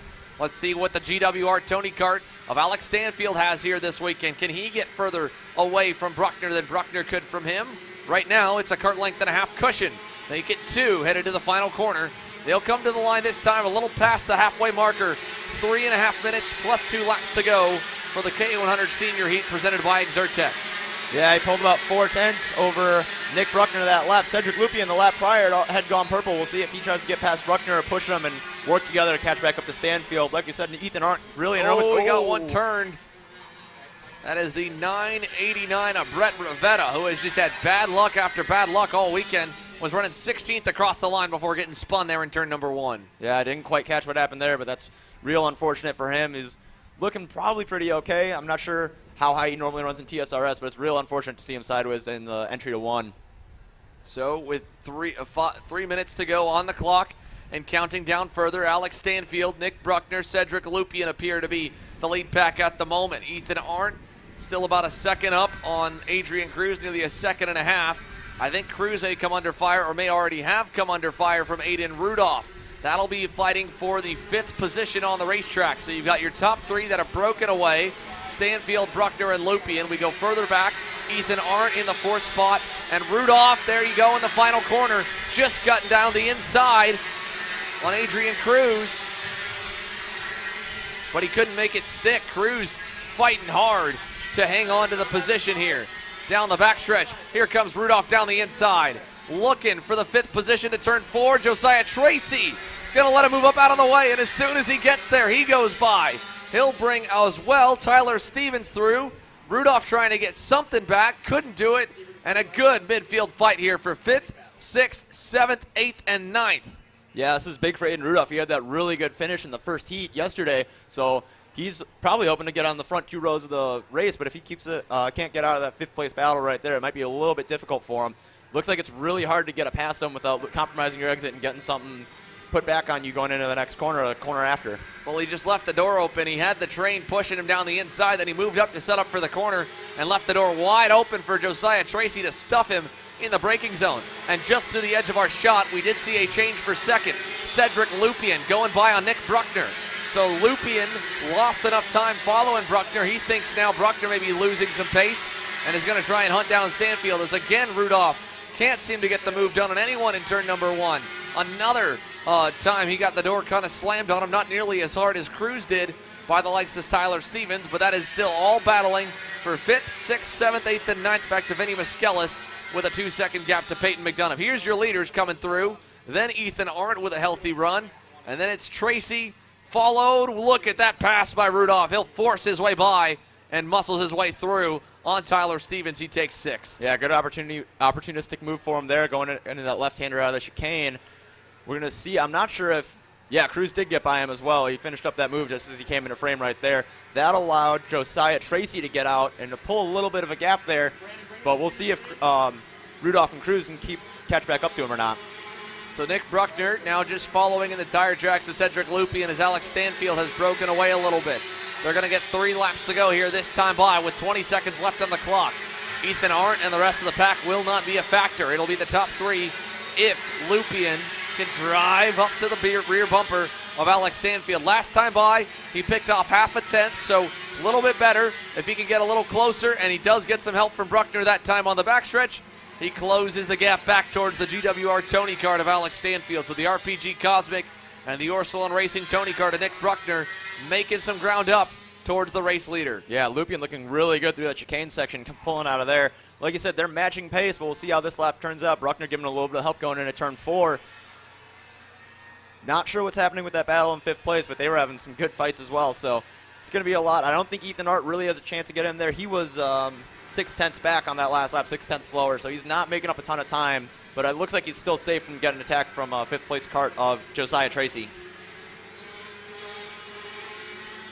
So here they come through the second to last hairpins here as they come on through now towards the final corner. Rudolph trying to at least get to the top 5, 2 laps to do it, while Lupien and Bruckner pick up another 2 tenths, or at least another tenth, sorry, for Lupien. A 104.9 to a 105.0 for Cedric Lupien. Here comes that big toe. That's what they needed there, a nice run hooking up. And now it's only 2 car lengths back from Stanfield. Yeah, they had a really good push right there from Bruckner. They made up a lot of time going on the straightaway right there. I think next lap, coming into the final lap, they'll be bumper to bumper going into turn 4. See if Stanfield has to throw a block or anything. If Lupien decides that he wants to make a pass going into 4, wait a little bit longer possibly. Yeah, he's got some time here, but he's got to at least be a little bit better in the infield, I think, for the main event than where he is right now. Stanfield doubled that gap coming through the stadium sector. Here they go to the final 2 hairpins on the racetrack. They'll get close again down the backstretch. They're closer than where they were last time by. White flag coming. 1 more lap to go here in the heat race for Group B and C. The other half, Group A and D, currently on grid for Exertec Ka100 Sr. And Bruckner is not linked up to the rear bumper of Lupien here, so he won't be able to help him too much. Lupien's going to need to pull up on his own, and he'll pull up some. Not close enough to force Stanfield to defend, I don't think. But he gets it down to 2 car lengths again through 5. Yeah, he went 2 tenths quicker than Stanfield last time by. Lupien went 104.6 and Stanfield went 104.8. So he's got a little bit more pace. But yeah, Bruckner not being there to push him down the back straight going into turn 4 really hurt him to catch back up all the way, get on his bumper going into turn 4 there. Here they come through the stadium hairpin this time. Stanfield still pulling a great exit there, really, especially out of that left-handed hairpin. He's got a lot of speed, a lot of drive out of the corner. And from there, he's just able to build that gap up. So this should be a nice and comfortable ending for Alex Stanfield, contrary to the battle that he was in yesterday. He waited, got past early, didn't get flustered, passed back when the pace was there. And he's been able to hold it all the way through. Alex Stanfield picks up the win for Heat 2 in Exertec Ka100 Sr for Groups B and C. So Lupien, Bruckner, Arndt, and Josiah Tracy at the end will hang on to Aiden Rudolph there as they finish 5th and 6th. Yeah, great job by all the drivers here. Like we said, they spread out a little bit, but everybody showed like they had pretty similar pace. I think depending on how the final goes, like we were saying before, we're going to have about a 6 to 8 kart battle for the lead, and that should be an interesting strategy battle for the Ka100 class. We'll see what happens here as Adrian Cruz ends up in 7th. Tyler Stevens, Vinny Muskelis, and Peyton McDonough, the top 10. Couple big movers. Xander Rogers up 6 spots to 11th. Sean Kozma up 9 spots to 13th. And the only real DNF in that one was, unfortunately, Brett Rivetta, who got spun about midway through. So the second group now gets set to go green, and I believe they should be just about ready. Josh Campbell, Braden Robertson getting set to go on the grid here. More action coming your way from NOLA Motorsports Park.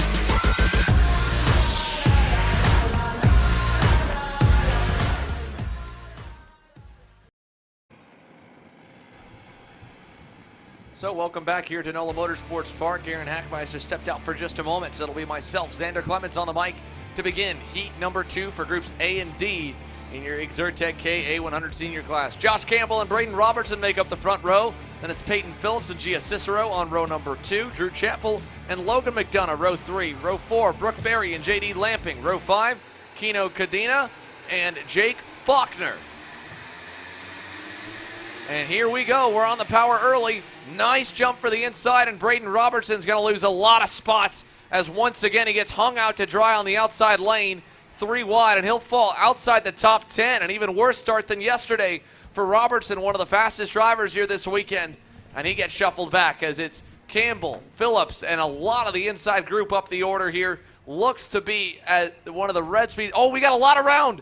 Robertson is involved. Many drivers spun in turns 4 and 5. Braden Robertson, along with a good chunk of the midfield, 4, 5, 6 karts, all collected. Brooke Berry involved. She started 6th. A lot of drivers taken out here on the first lap of heat number 2. And again, big name Braden Robertson, who had a great run yesterday through the heat and had good pace all weekend, is now going to be potentially out of this heat race here as he finally gets back going half the track back from Josh Campbell and company. Yeah, that's real unfortunate for Braden Robertson. He had an issue on the start of the heat yesterday, didn't he? And he had to drive his way back to the field. I think he ended up in the top 10 still, but fell back at the start. And another poor start for him, unfortunately. See how he does in the final. Good pass for Peyton Phillips. He'll quickly take over the lead. Your heat race winner from yesterday, and he's got the opportunity to clinch a pole award as we see a couple drivers taking evasive action. One specifically dropped a tire coming out of turn 1 and then cut through the grass in turn number 2. As we go through turn number 5, it's Phillips over Campbell, then Drew Chappell up 2 spots from 5th, Logan McDonough in 4th, Kino Cadena in 5th, then Gia Cicero in the 6th spot. Yeah, not sure if Chappell made a mistake that we lost about 3-4 karts from the start-finish line to where we are right now, and he's falling back into the clutches of Logan McDonough right now. We'll see if they can work their way back up there. We got a good couple of drivers in 1st and 2nd, though, that are working together pretty well, keeping it clean, maybe able to pull away for this one, make it a 2-kart fight. So towards the final 2 hairpins here, Peyton Phillips, Josh Campbell, 1 car length apiece between the pair. They'll put 2 laps in the books now, and Campbell pushing away on Phillips is working pretty good. They're pulling further and further away from Drew Chappell and Logan McDonough as they come by the start-finish line with 5 minutes, 45 seconds to go. Talk with team owner Ryan Perry here this morning. He said, yeah, man, Josh is running really good this week, and he just got to get out there, get some confidence, and lead. And at the moment, pushing is important here right now as they are able to pull away a little bit further from that group behind them. But he's just got to gain the confidence. This is a driver that's been kind of developing through the year. His first full season with Ryan Perry Motorsport, ran a good bit of West Coast racing action with GFC karting in 2021, and he's had some good runs here, but he's looking really strong this weekend against the field that'll probably be mostly on pace compared to the Ka100 Sr group we'll see next weekend at the Scusa Pro Tour, which of course is a good reason why Campbell is here in town racing this weekend. With 5 minutes to go, though, I think he's lost a little bit. Commentators curse maybe, as Drew Chappell has gotten a good run and has closed in a little bit on the 9:35. Yeah, Logan McDonough having some real strong pace right now. Went purple with a 105.2. Josh Campbell's at a 105.4. And the leader was out here with a 105.3. So he's about a 10th up on the leaders. We'll see how they come around this time by. Peyton Phillips going purple with a 104.9. Josh Campbell lost 2 tenths at a 105.1. Drew Chappell only able to get down to 105.4 this time by. Oh, and that was one driver going wide there further back. Was that Logan McDonough? I don't think it was. I think that was a little bit further behind what we were watching. Out of turn number 1 here, this is a fight for 4th. So that's McDonough under potential fire from Gia Cicero and Kino Cadena. Campbell reeling in Phillips just a little bit. Oh, Cicero over the top of McDonough in turn 9. McDonough was trying to hang it tight on the outside, and Cicero, that's a move in a corner where you got to have a lot of trust and respect on both drivers, saying, all right, if I'm going to stuff it here, man, I need you to back out. And McDonough didn't back out, Cicero didn't back out, and unfortunately ends in tears for Logan McDonough as he falls way down the order from inside the top 5. Yeah, he was looking really strong out there. Josh Campbell, like we were saying, with the Ryan Perry Motorsport, looking really strong. Found a little bit of pace, so he's caught back up to Peyton Phillips. They're slowly starting to pull away from McDonough now. Yeah, they're getting a little bit further and further down the order here. Not McDonough, Drew Chappell, my bad, sorry. Yeah, McDonough with down We'll see where Logan ends up rebounding or where he crosses the line at it. Of course, pushes a few more drivers up as McDonough's going to fall probably outside the top 15 if I had to guess. So Peyton Phillips the leader with Josh Campbell behind him. 1.4 seconds back to Drew Chappell, who now no longer has a dancing partner, although McDonough was fading off his rear bumper anyway. So the 972, a second and a half back and about a 2-second cushion back to Kino Cadena in the 4th position. Cicero somehow made it where she only lost 1 spot in the exchange as she runs in 5th. J.D. Lamping 6th. Nick Stouffer up 4 spots to 7th. Then it's Jake Faulkner, then Taylor Roddy, and then Franco Sacropinti in 10th, up 4 positions as well. Yeah, they really started to spread out just a little bit. Looks like we're going to have a really solid battle for the top 2. Everybody else kind of out in no man's land, especially 3rd, but a little bit further back. Not a ton of action. These front 2 are going to battle pretty hard, if I had to guess, though, with the last heat race before we set the points for the final. So here they come to turn number 1. Phillips and Campbell through the first corner and up towards turns 2 and 3. A great shot up the small little hill out of turns 1 and 2. Not a lot of elevation, but just a little bit here at NOLA Motorsports Park. And then you go down the long back straightaway, one of the longest straightaways we visit on the national calendar as they go through turns 5 and 6. 2 minutes to go. And we find where McDonough has faded down to. He's faded down to the 15th position where he came across the line last time by about a second and a half back from Caitlin Zahorski in the 931. She's up 6 spots from her starting position as well.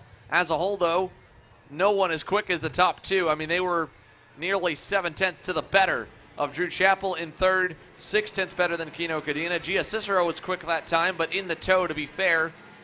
But nobody else in the 104 second bracket right now in this heat race. Just a 2-driver breakaway between Campbell and Phillips. Coming to see probably about 4 laps to go here this time by. Yeah, Phillips and Campbell really showing themselves to be class of the field right now, working together well, running a smart race. I think Cicero made a pass up to 4th that last lap by. But, yeah, this top 5 really starting to spread out a little bit. We'll see if Cicero maybe manages to pull away from 4th as we watch Campbell, yeah, just give him a good push going into 4. He's looking to play it smart from the shotgun position out of the top 2. Yeah, this is where at this point in the race for Josh Campbell and Peyton Phillips, you can kind of turn off the stream for about 2 minutes, maybe go grab a coffee or something here this morning because there won't be much changing between the pair. They'll wait probably at least till a lap to go, maybe till 2 to go this next time by, but I think they'll just kind of keep building the gap. No need to battle at this point. No need to kind of let your ego get in the way and think that you have to lead unless you feel like that's the spot to be in when you see the 2 to go signal, when most drivers will see red. At this point, push away, continue to build the margin. It's building substantially back to 3rd place at Drew Chappell. And, of course, Gia Cicero, 1.8 back from Chappell, 5 seconds back from the lead. She's got a lot of ground to make up to get to him as well. As the leaders come on the front stretch once again, 20 seconds, so they're going to get another one. So this time being 3 to go. My mistake, so 4 last time, 3 to go this time, 2 to go next time by as they get in under the timer before the end of the 8-minute clock and then the 2-lap bonus. Yeah, especially with these heat races, making sure you make some don't make any dangerous, risky moves that might take you or the other driver out and risk getting you a penalty. As much as it is important to get that pole position and more heat points, you still got to finish the race. You still want to make sure you're finishing in that top 2 position out of the way. So they're running a smart race, doing a good job as we see Gia Cicero, Kino Cadena, and J.D. Lamping, 4th, 5th, and 6th, having a little battle right here now. Yeah, they've all kind of closed together here. J.D. Lamping's gotten really quick in the closing stages. I mean, he was only a 0.5 off the pace of Peyton Phillips and Josh Campbell last time by. Kino Cadena was quick as well. They've caught Cicero, like you said, are right there following in her tire tracks, but they haven't really pressured her too much in the battle for 5th, 6th, and 7th. Behind them, you just saw coming in, or 4th, 5th, and 6th, sorry. Behind them, you see coming into the screen just for a moment is Nick Stouffer and Jake Faulkner. They're a couple seconds back, 7th and 8th, and then it's nearly 5 seconds to Taylor Roddy and Robert Warren Jr., who's gone by Franco Sacropinti. Yeah, we saw at the bottom of that screen as they came out of the second to last turn, too. Peyton Phillips managed to pull a little bit of gap on Josh Campbell. He's got about a half-second lead now. Don't know if Campbell might have made a mistake going through the infield, but he's got a little bit of work cut out for him now. Looks like he's slowly making it up through this chicane right here. Yeah, Phillips looking better as they come through. There's your shot at Drew Chappell, who is getting reeled in by that group, but should be safe to the end with only a lap and a half remaining as the clocks run out, and they'll get the white flag this time by. Cicero's group still nose to tail, not making any changes and trying to follow the RPG Cosmic as the young lady tries to bring them closer and closer to the top 3 here to get some more heat race points and set themselves up for a better starting position in the main, especially with all the carnage that's gone down here. An update on Braden Robertson. Again, he pulled in, so he'll have fresher tires for the main event, but unfortunately a 20th place result in heat number 2 will put him kind of mid-grid for the main. And Campbell, like you said, he lost time last time. Well, he lost time again. Put another couple hundredths to the better for Peyton Phillips. He may not have to fight for this one nearly as hard as he did yesterday, because on the final lap, it is all the 901 by about half a second down the back straightaway. Big time lead back to Josh Campbell headed through turn number 6. Yeah, I was thinking the toe might have played a little bit more of a factor down that back straightaway, but looks like Phillips probably got a little bit better of a run out of 1, managed to keep Campbell at bay there. And yeah, looks like it's probably on cruise control for the rest of the lap for Peyton Phillips now. So through the stadium hairpin here, Peyton Phillips 4 to 5 kart lengths up on Josh Campbell as they come on out.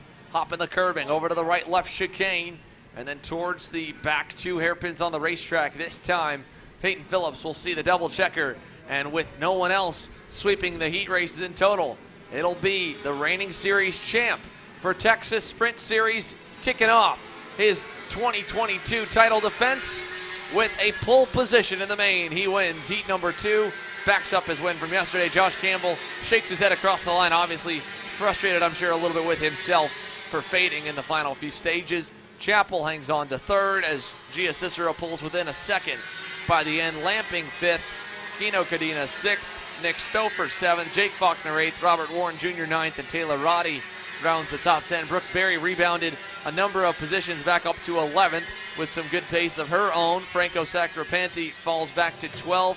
Logan McDonough rebounds to 13th. But definitely the most chaotic heat race probably for all of the 4 that Ka100 Sr presented by Exertec has run was that one right there, Aaron. Yeah, it was certainly an eventful one. Lots of shakeups in this one. And like we said, Braden Robertson pulling off. He's got a 20th place result or so in this one. Not going to have great starting position for the heat race, or for the final. He's got fresher tires, so he might be able to make a lot of progress in this 16-lap race. Well, the engines have fired for the next group, so we'll take another break here. When we come back, we'll keep going. We're into the second half of the class rotation for heat number 2. Stick with us. Kart Chasers coverage of the Texas Sprint Racing Series. We'll be right back.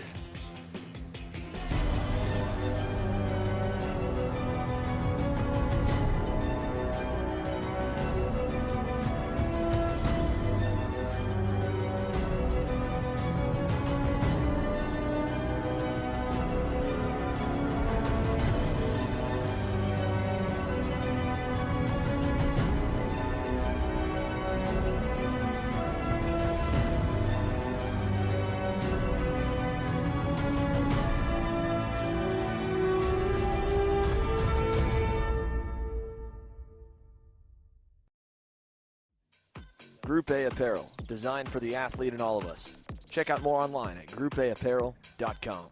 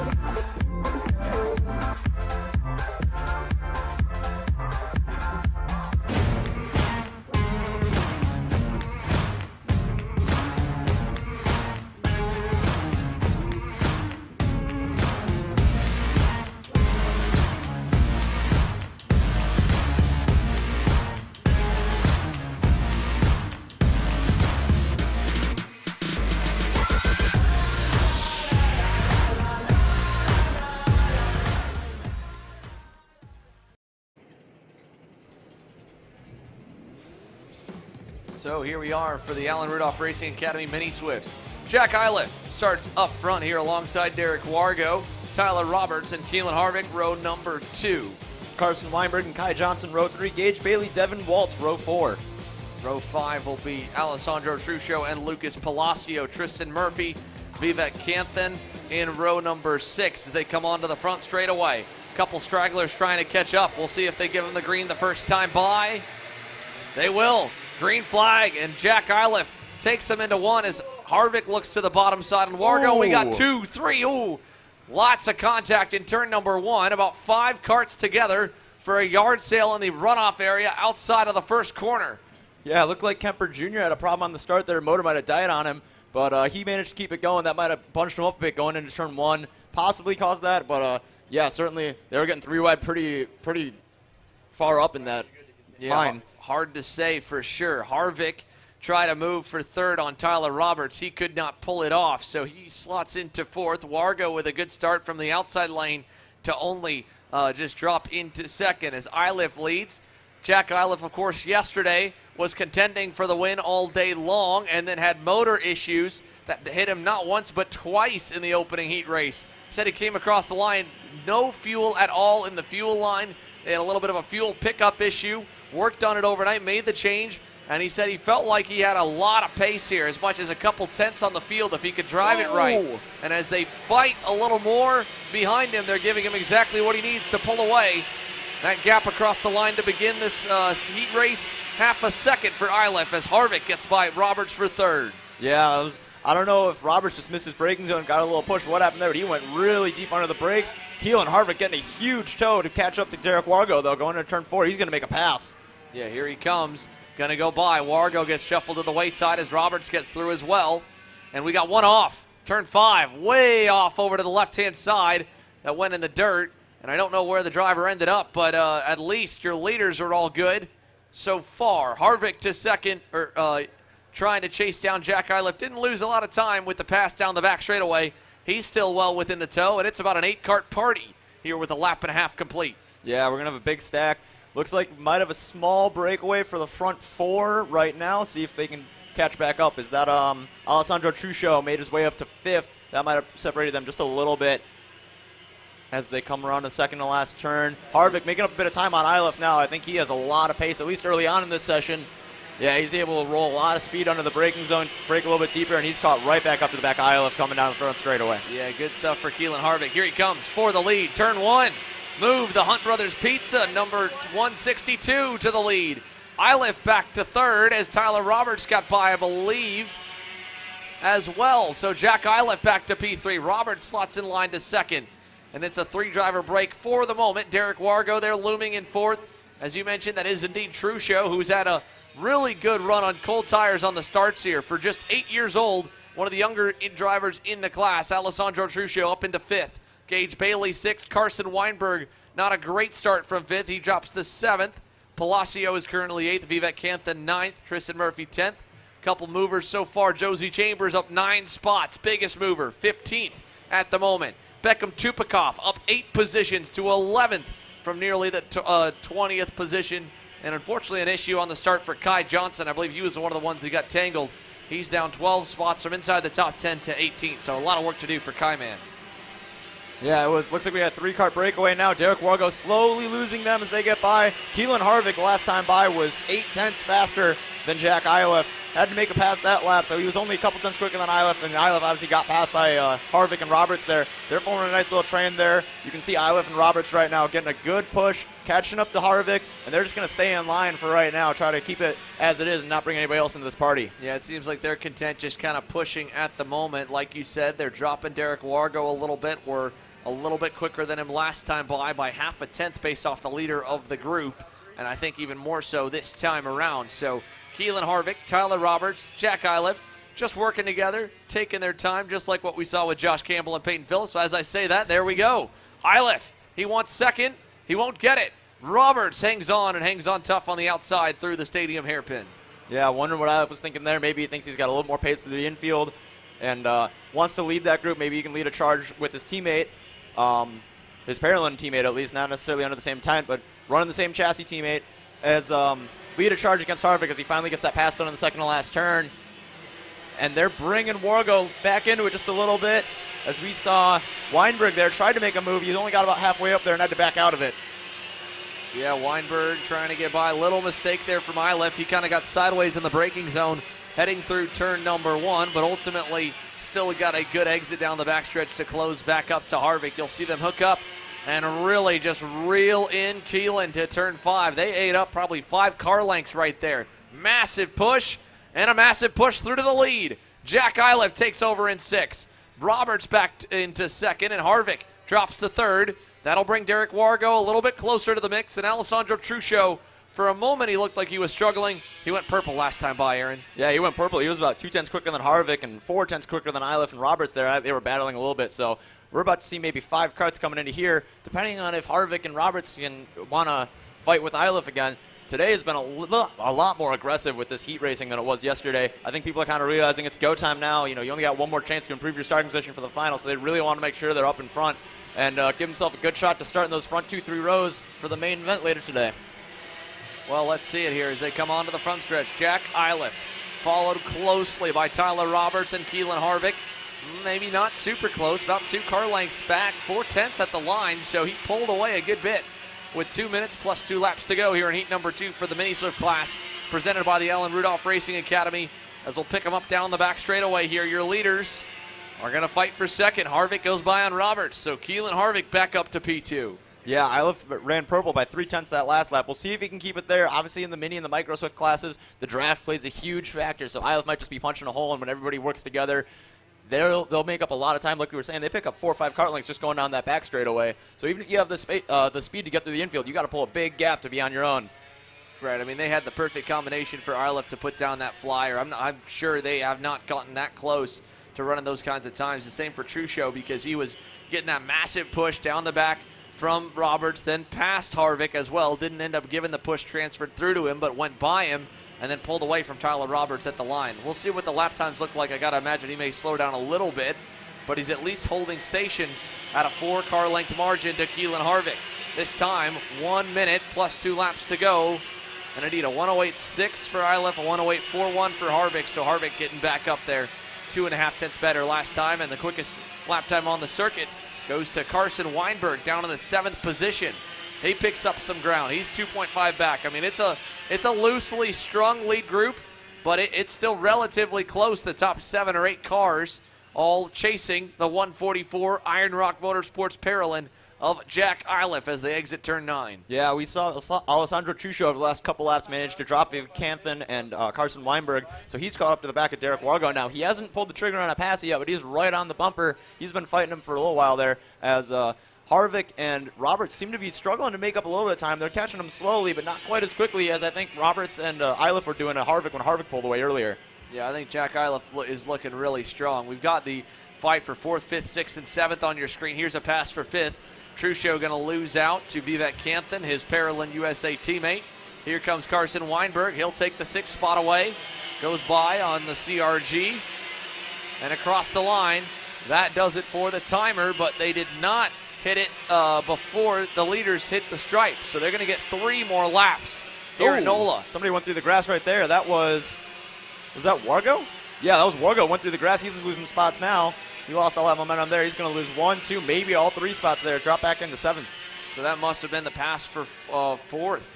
So Canthan on Wargo, or Wargo just going wide, because I don't think he was that close to Wargo across the line. No, he was half a second back. So Derek Wargo with a mistake, and just like that, one little bobble, one missed corner, drops a tire, ends up going through the grass, falls back 4 positions. Weinberg's looking really strong right now. They're a little bit far back on the leaders. If the leaders start battling, they might still be there. Like you were saying, they're pretty loosely strung together. There's a bit more of a gap now that Wargo made that mistake and dropped a couple spots. But Iliff is still running away from those leaders. Even if they're working together, Iliff is managing to pull a gap now, it looks like. Yeah, I mean, last time by, he only gave up a half tenth of a second. Harvick is digging with everything he's got to get there. He'll have 2 more tries to get close. But Jack Iliff definitely looks a little bit stronger in the infield. He's trying to break away. Now, I was mistaken. They will give him the white flag this time. So 1 more lap around. That's all they've got now. Harvick's close. He'll be able to pressure Iliff probably to defend down the backstretch this time. And it looks like Iliff indeed goes down to the bottom side to block. Harvick has to follow because he knows Roberts is there. Roberts not going to cross over Keelan into 6th. Still a little bit narrow. Iliff and Harvick, a lot of experience leading and battling for wins and keeping wins in the closing stages of these cadet main events. So you got 2 very experienced young drivers headed to the stadium hairpin here with half a lap to go.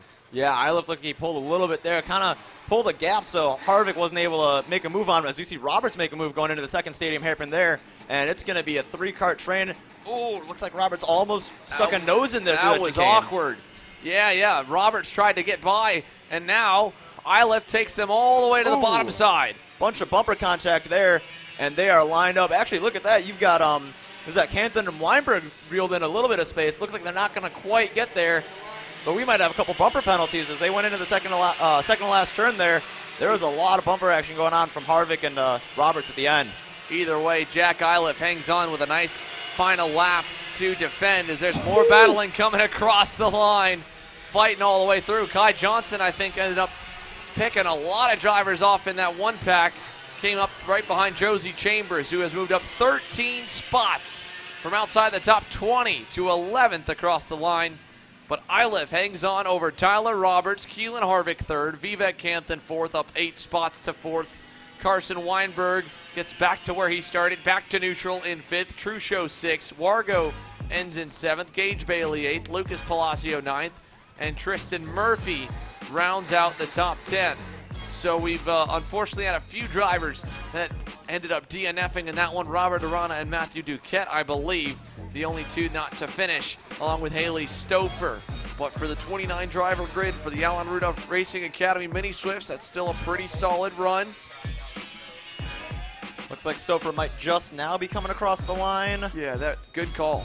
That was the last one we were waiting on. So Haley Stouffer makes it 25 of the 26 that have started, I believe, finishing in group number 6. Group 7 down on the grid and set to go. I believe should be our 206 Juniors, if I am not mistaken. Then we'll go to 206 Sr, followed by the Honda Kid Karts, and then your Ka100 Juniors.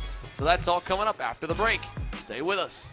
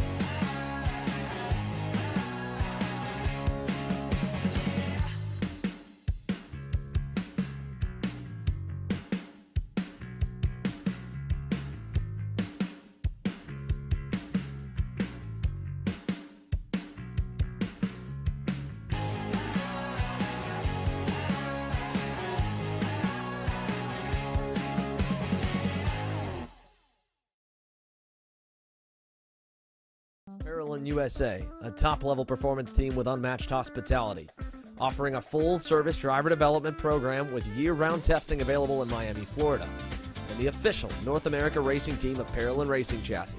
Chassis and parts available at ParalleLUSA.com. Odenthal Racing Products, your #1 producer in engine mounts since 1992, along with our leading-edge designs and product development, such as the Odenthal Racing Products EasyGP camera mount, which comes in 4 different styles and can be used on any karting platform. To see our products online, go to OdenthalRacing.com.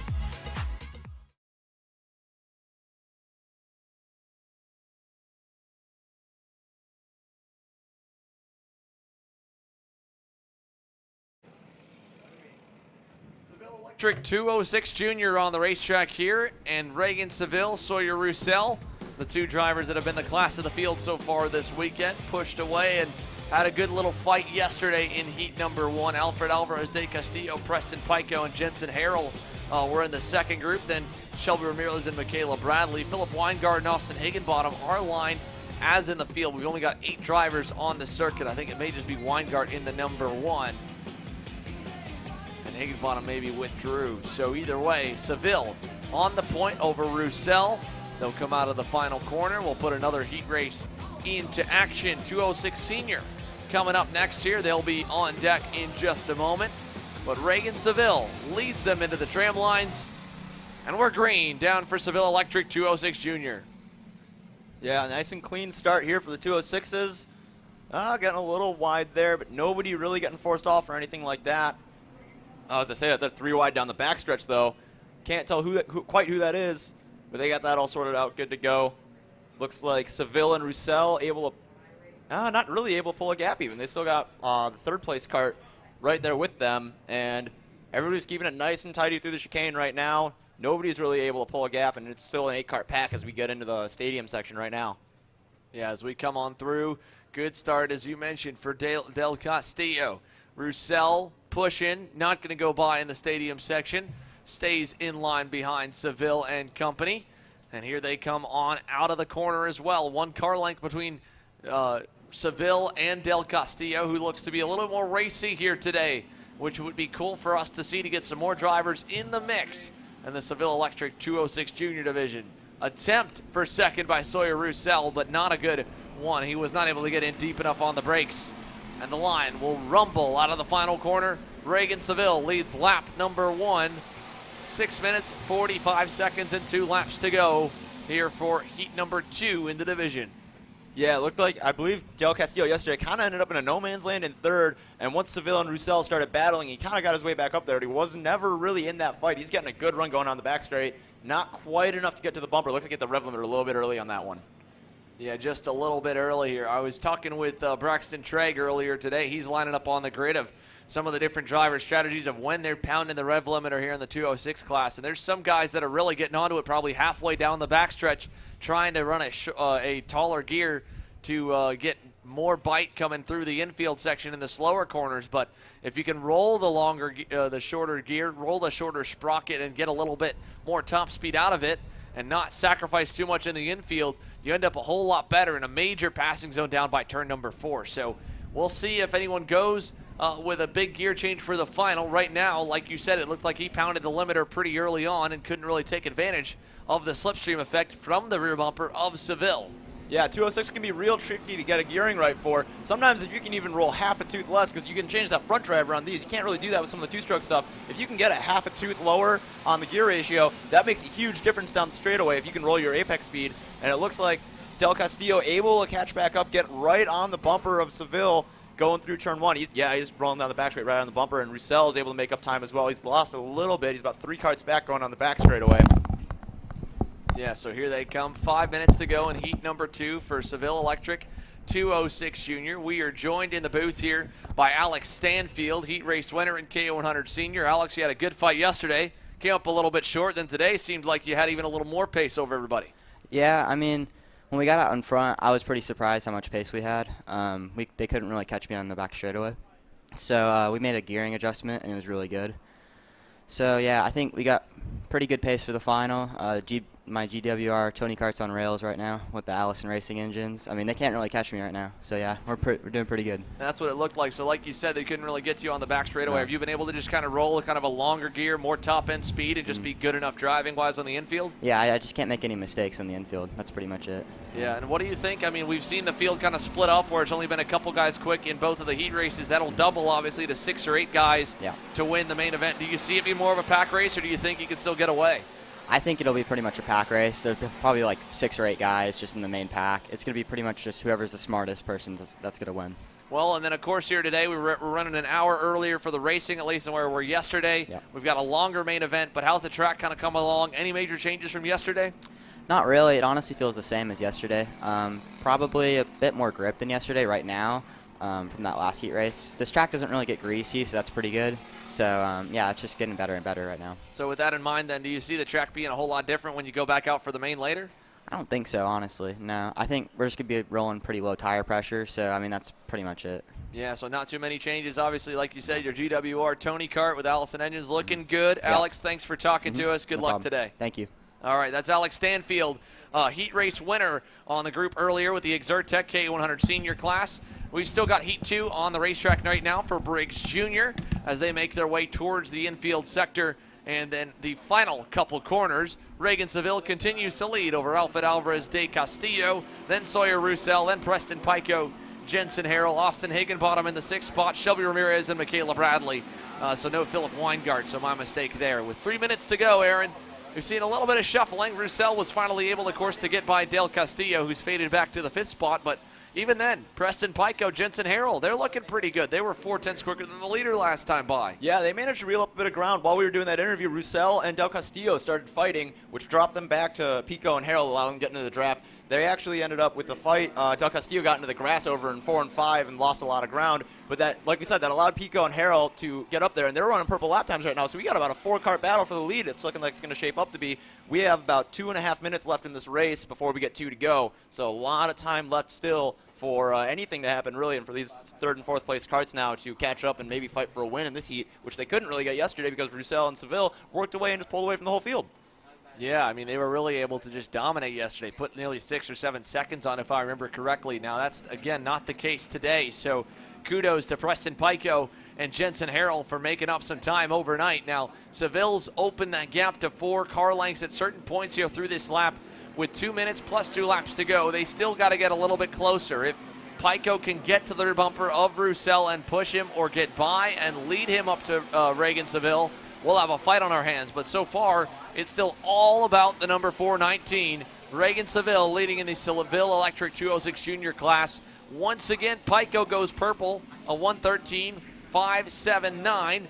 It's nearly half a second quicker than the race leader. So he and Harrell closing in. Roussel closes in the draft on the backstretch, and then they'll kind of spread back out through turns 4 and 5. Yeah, looking down the backstretch, we were talking about gearing before. Roussel still looks like he's hitting the rev limiter pretty early. He was on the bumper of Seville coming out of the chicane after turn 1, and he just kind of lost about halfway through there. So he's not quite got the draft to be able to push him all the way down there. And that's allowing Pico and Harold to really stay there since Seville is losing that push about halfway down the straightaway. So, yeah, we have a 4-car battle now. Seville pulled out to about 6 car lengths of a lead when Roussel and Del Castillo started fighting, but they've managed to reel him back in there, especially Pico. Pico's looking really strong right now. He is not quite fast enough through the infield, I think, with that gearing, because he was reeling Roussel in pretty good down the straightaway into 4. Yeah, I mean, he was even pulling on him. Roussel looked a little better through the infield this time, though. He taps his helmet right behind Reagan Seville, doesn't pull out to pass. 3 laps to go this time by as they'll get in under the gun on the timer. So 30 seconds left. That will go out this lap. The 2 to go signal will come next time by. Reagan Seville, Sawyer Roussel through turns 1, 2, and 3, headed down the back straightaway once again. And this time they're hooked up. Roussel pushing him. The group behind you can see closing up because they're getting the benefit of the slipstream. And there's the separation you're talking about, Aaron. Indeed, it looks like Roussel probably has a little more, a shorter gear ratio than what we've got in front of him.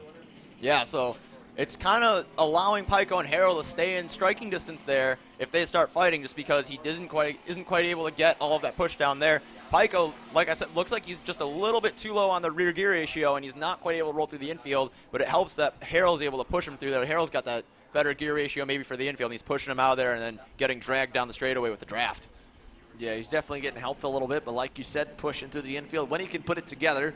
Last lap put it together nicely. This lap, pretty good. A kart length and a half back from Seville, and that's allowed them to kind of break back away from Pico and Jensen Harrell. And they're running low on time, 3rd and 4th at least, if they want to challenge Sawyer Roussel and Reagan Seville for the lead and the win. This time by 2 laps to go for the Seville Electric 206 class. And it looked like Jensen Harrell's maybe getting a little bit antsy. He kind of took a look to the inside of Preston Pico coming on the exit of the final corner. Ultimately didn't pull the trigger. And down the back, Roussel takes a look back, pushes on Seville, and will stay there till the separation hits with the rev limiter, and he pulls out a kart length there into turn number 4. Yeah, if I'm Harold, though, I know that one pass between the front 2 brings me and Pico right back into the mix. So as much as I might want to pass him, I'd want to stay right there and not lose any more time, because with 2 to go, you know they're going to start battling pretty soon, probably within half a lap or so. I would want to maybe want to catch him off guard and make a pass for the lead before the white flag. Yeah, here they come towards the stadium hairpins once again. Reagan Seville defending a little bit, just goes a little more narrow into the 180. I don't think he's all the way to the bottom, maybe about mid-track or just above it. As they exit the right-handed switchback now through the chicane, you can see again it's really just about these 2 into view at the moment. The white flag will come this time. Seville taking a normal line right now, not too worried. And for Sawyer Roussel, he knows that he's not going to be able to pass him down the backstretch, so he's got to pass him here, but he overcooks it a little bit. Still a good exit. Seville takes a look back. He'll push him down to turn 1, and Sawyer Roussel is going to have to get on the defense hard down the backstretch here if he wants to hold back Reagan Seville. Yeah, he's just about going to have to white line that kart, make Seville go around the outside of him for there. We'll see what he looks like he's doing. Yeah, I think he's going down to the bottom. Yep, Seville's going to try to go around the outside of him by the looks of it. He'll almost get clear off the limiter. Contact almost made there, but Roussel hangs on. Good defensive driving from Sawyer Roussel. He'll hold Seville back to second for now. Half a lap still to come, though, but a good move through turn number 4. Like you said, Seville, he almost got clear around the outside. Yeah, just about. Roussel looked really good through that chicane, though. Was a little bit more aggressive over the curbs, pulled a little bit of gap. He's definitely got the advantage on the gearing through this infield. So other than maybe coming out of that chicane going to the second to last turn, I think he can run a little more defensive and just maintain his speed because he can accelerate out of the corner better. We'll look, though, because Seville is right on his bumper going into there. He's going to have to defend pretty hard. Yeah, he'll have to fight him into the second to last corner. Seville finds a hole on the inside. Reagan Seville back to the lead. Sawyer Roussel, one final shot. He goes way wide into the last turn. Tries for the crossover move. He'll have the momentum. Can he get close enough? Across the line, not enough. He's Seville, really jumping for it. 14 thousandths of a second. Reagan Seville manages to keep it there. Sawyer Roussel did everything he could to kind of keep the momentum going and use the gear he had to get out of the corner. Just left the door open just enough with 2 corners to go to let Reagan get down to the bottom side. Yeah, it was some good close racing there. Nice, clean driving from everybody. Good and aggressive driving, but nobody really trying to run each other off, making sure everybody has a fair shot at that win. Well, very good stuff for your Seville Electric 206 Junior class. Seville, Roussel, Jensen Harrell ends 3rd, Pico 4th, Alvarez de Castillo ends 5th, Austin Higginbottom 6th, Shelby Ramirez and Michaela Bradley 7th and 8th. 206 Sr getting set to go onto the racetrack here, 20 plus, and at one point they were nearly 3 wide, 3 rows deep yesterday, so if that tells you anything, you should stay tuned in for more. Stick with us. Kart Chasers coverage of the TSRS Winter Warm-Up. We'll be right back. As the Western importer of the Praga and Formula K chassis brands, Leading Edge Motorsports is a high-performance kart shop and race team with a simple mission: teach others the joy of high-performance driving, supply our customers with the highest quality products and services, and most of all, win races. With our remarkable racing inventory, expert services, and top-ranked national-level team to back it up, we'll help to get your new kart racing package up and running fast.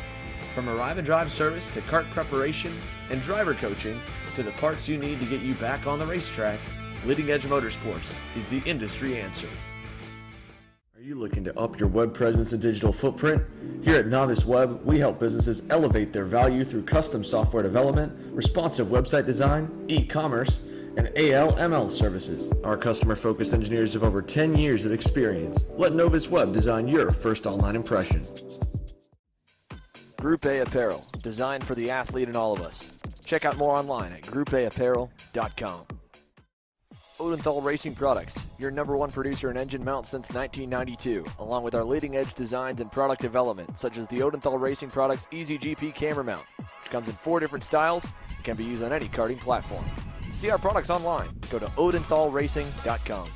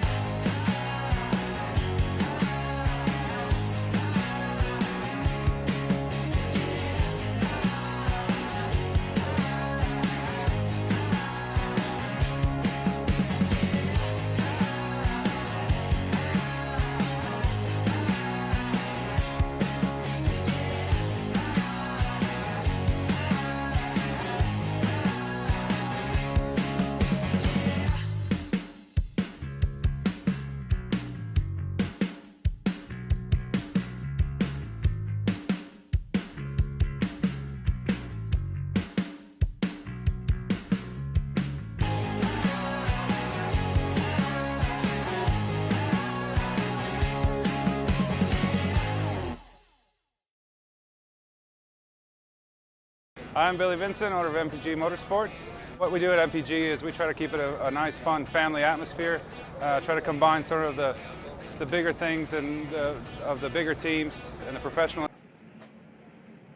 Welcome back to TSRS at New Orleans, or NOLA Motorsports Park. This is 206 Sr, presented by Cruise Racing Development. We're coming to the green flag right now. Jeff Dolian on the front row with Braxton Tregg outside of him. Truck Jensen and Ethan Wolf on row 2. Caden Wolf making more, row 3. Tyler Stevens, Luke Waller, row 4. Ava Elder, Landon Melson, row 5. Kelvin Kelvin Singh and Mikey Bolin making up 11th and 12th. Sally Mott, the girl that did a 720 yesterday, she's back in the cart. She's rolling off 13th. Garrett Weaver, 14th. Bryce Boda, Brant Boda are in the 8th row. And Jet Bowling, Pierce Hathaway in 17th and 18th as we come down the train lines looking for a green flag racing. I've got Alex Stanfield with us. Alex, you just did an interview. What are you thinking of this race? It'll be interesting. Let's see. They're green. Green flag going into turn 1. Dolian able to get to the outside a little bit, not have to pinch down the entry. And we're clean through the first turn into the chicane and down the backstretch. No major incidents yet. Looks like we got a 2-cart breakaway going down the front stretch. And we got about 2 wide, maybe 3 wide going down for 3rd place. Yeah, it looks like Chuck Jensen. Looks like he lost a few places into turn 3. Oh, we got yellow flag for somebody around over there. Not sure if we can pick out who it is. As we've got the... Is that the 684 Braxton Trigg got into P1, it looks like, and Jeff Dolian maybe in 2nd? Yeah, it looks like he just used the draft to his advantage and got out front. Oh, we got a pass going into the stadium hairpin right there for, looks like 4th place. I got a real good battle. Oh, somebody made contact there. Going sideways, 3 wide. They're going to keep it clean. Everybody's going to keep rolling. It's been pretty good so far. I don't think we've had any DNFs yet. We got a big gap for the leaders, though. Top 2 separated by a little bit, and then a couple cart lengths back into 3rd as they come around the 2nd to last turn. Yeah, surprisingly, all the carts have made it through the first lap. Yeah, everybody's kept it rolling. We got a couple stragglers in the back, but everybody's kept it rolling at least and kept their equipment in good enough shape to keep going. Coming across the line for the first lap. Yep, Braxton Trigg is in 1st. Jeff Dolian in 2nd. Chuck Jensen in 3rd. Ethan and Caden Wolf managed to get 4th and 5th. They held their positions. Those are the 2 that took 1st and 2nd in the last one. They're probably going to try to work together and catch back up to those leaders, see if they can make it a win for each of them maybe, or at least a family win over both of the heat races. Start the final in the front row. Braxton Trigg and Jeff Dolian still just trying to work together, break away from Chuck Jensen in 3rd. They're doing a pretty good job of that right now, keeping everything nice and tidy. And Jeff Dolian's managed to get right back onto the bumper of Braxton Trigg. Yeah, it looks like Landon Nelson is also caught up to the back of Caden Wolf for the battle for 5th. Yep, looks like right through the back of that shot right there through the stadium section. It is now a 3-cart battle with, would you say, Landon Nelson in 6th place? See if they can work together to try to catch Chuck Jensen in 3rd. Yeah, you got a 3-cart train right there. They should have a lot of speed. If it's anything like yesterday, they'll have plenty of speed to catch back up. They still got 6 minutes just about to get rolling and get back up to that front pack. There's a lot of shuffling there on the first lap, so a lot of events and spread out the field a good bit. So we're seeing a few breakaways there. Coming around the start-finish line, Jeff Dolian goes purple. He's pushing Braxton Trigg. Chuck Jensen lost about a 10th or so. He's half a second back now on the leaders. He's kind of fallen into that no man's land like we've been talking about. And he's going to have a rough race on his hand, kind of just trying to keep up with them and not follow the 3-pack of Ethan, Caden Wolf, and Landon Melson. Yeah, especially at this track, when you lose the draft, I mean, it's hard to catch back up. Yeah, you got such a long straightaway back there. It plays a huge role. Looking through the rest of the order, we've got Mikey Bolin in 7th, Luke Waller in 8th, Macon Moore had a little bit of a rough start. He's back in 9th from 6th, and Kelvin Shing made up 1 spot into the top 10. Any big movers? Morgan Bain up 6 spots to 16th. And, yeah, it looks like everybody's made at least 2 laps. Paul Braden coming around right now to finish his. Yeah, we got everybody still rolling at least for the second heat here. 206 Jr by Cruise Racing Development. We're following now both of the Wolf brothers. It's looked like they've been able to drop Landon Melson just a little bit, only by a couple cart lengths, but they're working together really well. And unfortunately not making any time on the leaders, but we'll see if they can maybe calm down a little bit and get that pace up that they need. 605 of Tyler Stevens has lost a few places as well. He just got shoved off the track on the outside. Oh, just this lap he did? Yes. Oh, unfortunate for him. Yeah, he lost 5 positions on the start. It looks like he started in 7th, and he's fallen all the way back down to... Oh, he made it up back to 30. Looks like he was fighting, made his way up, and then lost those spots by the end of it. Oh, and Chuck Jensen has now made it back up to the back of Trigg and Dolian now. So we got a 3-cart battle, full 3-cart battle for the lead, and Landon Melson has caught back up to the Wolf brothers. As we come through the chicane here, all of them grabbing a bunch of curb through that chicane. Those curbs hurt at all? If you hit them right, no, they don't. Really, the car just floats over it nice and smooth? Especially with these Lo206s, they're not going as fast as other carts, so I think they just float right over them. Yeah, sometimes those 206s, though, they're not going fast enough to really float over it. So you catch the inside of the curb, that can hurt a lot. But yeah, everybody's driving aggressive right now. They're really hunting for this win. These guys, like we said yesterday, not part of the SKUs Approach Course. These are all guys who are on the full Texas Sprint Racing Series, and we're going to have a lot of good battling through the year if all the races are like this one. It looks like Chuck Jensen's lost about a kart length coming out of turn 13 here. Yeah, it looks like he's maybe, like in the last race, geared a little bit more for the straightaway because he gets onto him on the bumper, but he loses about a kart or two going through the infield there. Yeah. Coming around this time by, Jensen did go purple last lap. He goes purple again with a 112.3. The Wolf brothers matching pace with a 112.4, but they're not making any time. Bryce Boeta in 10th place goes purple to 112.1. He's up 5 spots. He started 15th, so not a great qualifying for him, but he's finding some pace now. Looking through the chicane, looking back into turn 4 now. They're just keeping it tidy. I think they want to make sure that they don't lose back and let the Wolf brothers get a top 3 starting spot, because maybe if they can keep them back there and keep the Wolf brothers in 4th and 5th, they might be able to have a shot at the front row start as well. Everything's been going really smooth for them. As we can see again, though, Chuck Jensen losing a bit of time through the infield. He's missing something over there, whether it's gearing or just not taking quite the right line through there. He's lost a lot more time now. He's about 4 karts back going through the stadium section. Yeah, it looks like something happened to him. Looks like he made a few mistakes, or is this the gearing? Yeah. That's about as far as he was back last time, but he didn't quite fall back into that no man's land. See if he can make up that time going on the straightaway.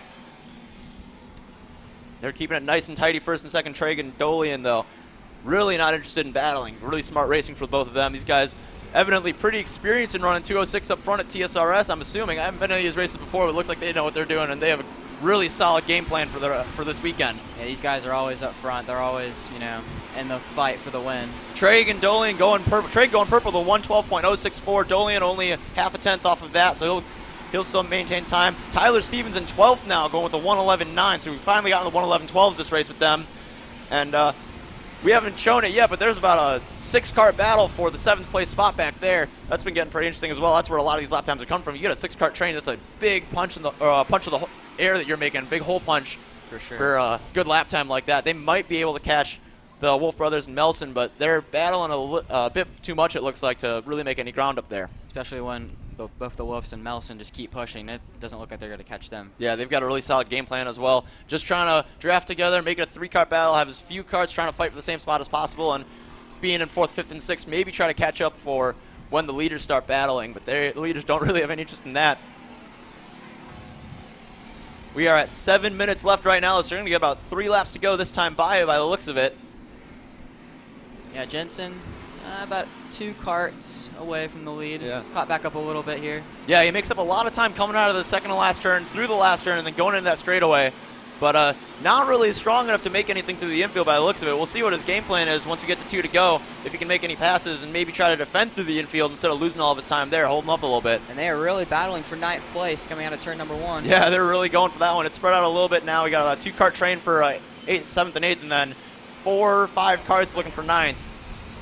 Yeah, it looks like when they started battling, they just kind of broke away from the train here. Yeah, exactly, just a little bit.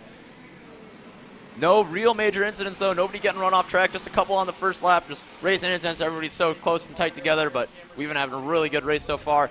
Lots of strategy in this one. We talked about it before. The strategy in the 206 is way different than what you'd see in a 2-stroke class because you can't really drive away from anybody, especially at a track like this. But even in general, you don't have the power to just drive away from somebody and outrun through the infield. They have enough of a draft effect that you got to be about a half second quicker than somebody to really pull away from them, don't you? Exactly. And here comes, looks like Here comes, we're Jensen. coming to 2 to go. Jensen's right back on the lead pack again. Yeah, he had a on the really good run bumpers. through the infield that time. They're coming around through here. They're going to get 2 to go this time by the looks of it. All 3 bump drafting, trying to get away a little bit. Yeah. Well, we'll see what happens now. We're about to open the floodgates. Oh, they didn't get 2 to go, did they? Looks like probably 3 laps to go this time by. Yeah, possibly 3 to go. Just got to wait. Once one person makes a move, I think they're going to start fighting a lot. And that'll bring the Wolf brothers maybe right back into it. Wolf brothers right now about 3/10 off of what the times that the leaders are running. So they're kind of sitting there, and they just want to make sure that they don't lose a ton of time trying to battle and maybe fall back into that 7th and 8th place battle that they have going on behind them. Right now, it's about a 3-second gap back from Chuck Jensen. Contact in turn 4. Yep, contact in 4. Somebody went backwards over there. Can't quite make out who that is.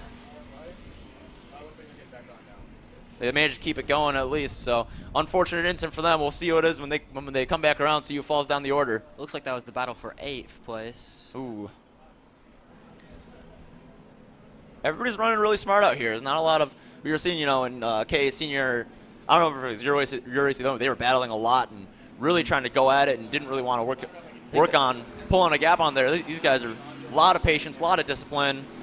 Yeah, I'm pretty sure that was the second race in Ka100 Sr. They were going at it. Yeah.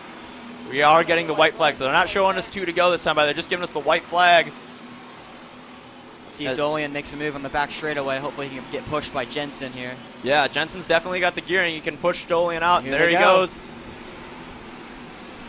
Drake's to get trained down the back straightaway. Yeah. They both get by them, it looks like. Yeah, only 2 carts, though, so he has time to make it up. And, yeah, that was a clean pass for both of them going into turn 4 and 5. Looks like everyone else has stayed in line here. Yeah, they're going to maybe see what happens going through the infield. Treg might try to pull a gun on Jensen now, as Jensen struggled through the infield. Yeah, he's already lost 3 carts on that one, made a mistake with the chicane. Dolian's about 3 carts ahead now. Yeah. See if Treg tries to push him back and get one last move going in the last turn.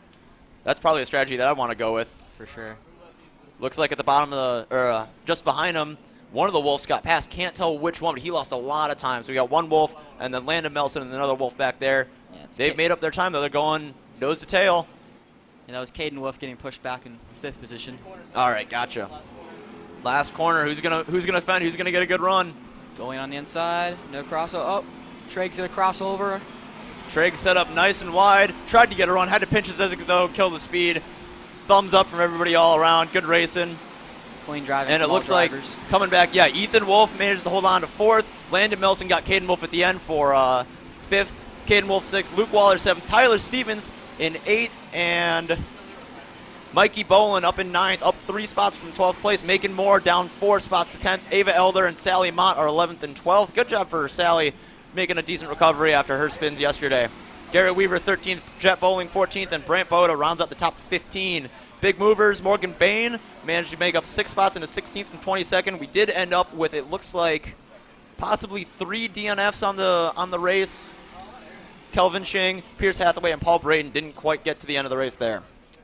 Yeah, it looks like Tyler Stevens made up a lot of ground at the end. Yeah, absolutely. Purple for 111.950. Yeah, he definitely found the pace out there. Didn't quite have the luck on the start possibly to get up into that top 5 battling, but showing a lot of pace. He might be pretty good in the final. Yeah. What did you think overall of that race, though?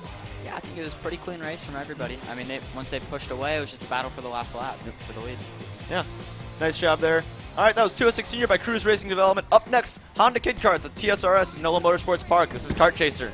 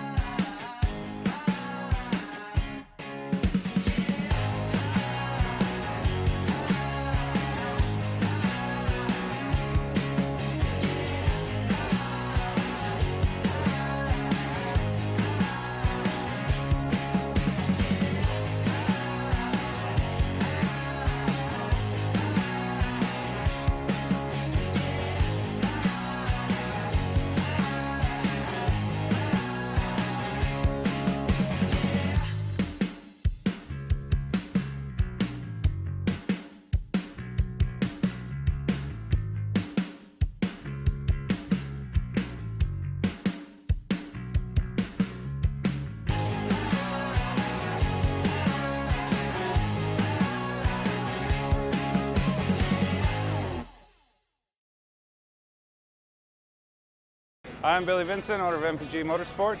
What we do at MPG is we try to keep it a nice, fun, family atmosphere. Try to combine sort of the bigger things and of the bigger teams and the professionalism down with sort of some of the fun, sort of family-oriented atmosphere. We try to not only develop drivers, but also the parents and the families for just in knowledge in general in motorsports. It all starts in karting. What we try to do is try to help the drivers, the moms, the dads understand the sport of motorsports in general, not just karting, but what it takes to get all the way up through.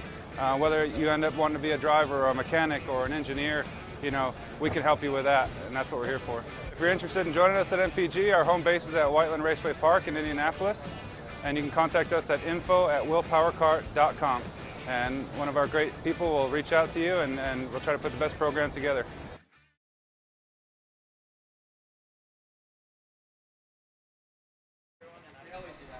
Welcome back to TSRS. This is the Kart Chaser broadcast. We got Honda Kid Karts on the track right now. They're going to take a little time to try to figure out their grid. In the meantime, we've got Braden Robertson with us. Braden, you've had a rough couple heat races. Why don't you tell us what happened? Well, in the second one, my carb kind of just died down on the start, and I got shuffled way back, and then going into the double right or double left at the end of the straightaway, everyone crashed, and just trying to avoid them and got in it. That was yesterday's heat or today's heat? Today's heat. What about yesterday's? I know you didn't have a great start yesterday. Just kind of poor. Just not a lot of experience on the front row, and it wasn't very good. All right, well, you got a couple learning experiences now, learn how to get out there. What's your game plan for the final? Where are you starting? Probably mid-pack, so just try to make up as many spots and not get into any accidents like that one, and just try to pull away. Yep, sounds like a good game plan. You guys got everything sorted out? Yes, sir. All right, anybody you want to thank for this weekend? Anybody helping you out? Just Trevor McAllister for everything he does for me and getting the car on rails and just helping me out with everything and giving me pointers. All right, awesome. Well, we got Honda Kid Karts coming up with us right now, coming to the green. Dutch Westbrook in first, Andrew Anastasio on the outside of the front row, Victor Gus Wonderl in third, Kimo Ahmad in fourth, Brody Stoffel in fifth, Theodore Mitchell in sixth, and Brennan Barsh bringing up the back in seventh place. Coming in, they're getting the green flag on the tram lines. Nice clean start for everybody so far. See what happens as they come in at turn one. Braden, you ever run Kid Karts? I did not. I started in cadets. Okay, so you started just after that. What do you think of the Kid Karts out here? You think it's a good thing for them to have some experience out here running on the in a regional tour like this? Oh yeah, it's always, the more experience you get, it's always better. Yeah, I think it's great for these kids to get some experience running in a race day format. Sometimes, you know, parents either don't put them out there, or some clubs that I know don't even time them, so they just kind of go out and get practice sessions during the race day. Good for them to get some regional racing, have some fun out here, and hang out with their friends on some weekends at new places like out here instead of being out here out in Texas. All right, well, Braden, thank you for the interview. Good luck with your final this weekend. Thank you.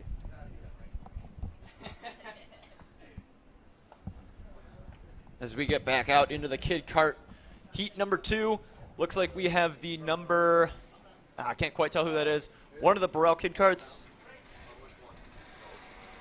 Looks like that is the 33 possibly of Dutch Westbrook. No, it's the 8 of Andrew Anastasio in the lead. Got a little bit of a gap to Kimo Ahmad, the number 99 Kimo Ahmad in second. And we will see who is in third as we come across there. Everybody kind of spread out pretty quickly out here as they come through the last, or second to last turn, sorry. And it looks like, yeah, it's going to be Andrew Anastasio with the lead to start the first lap of the race.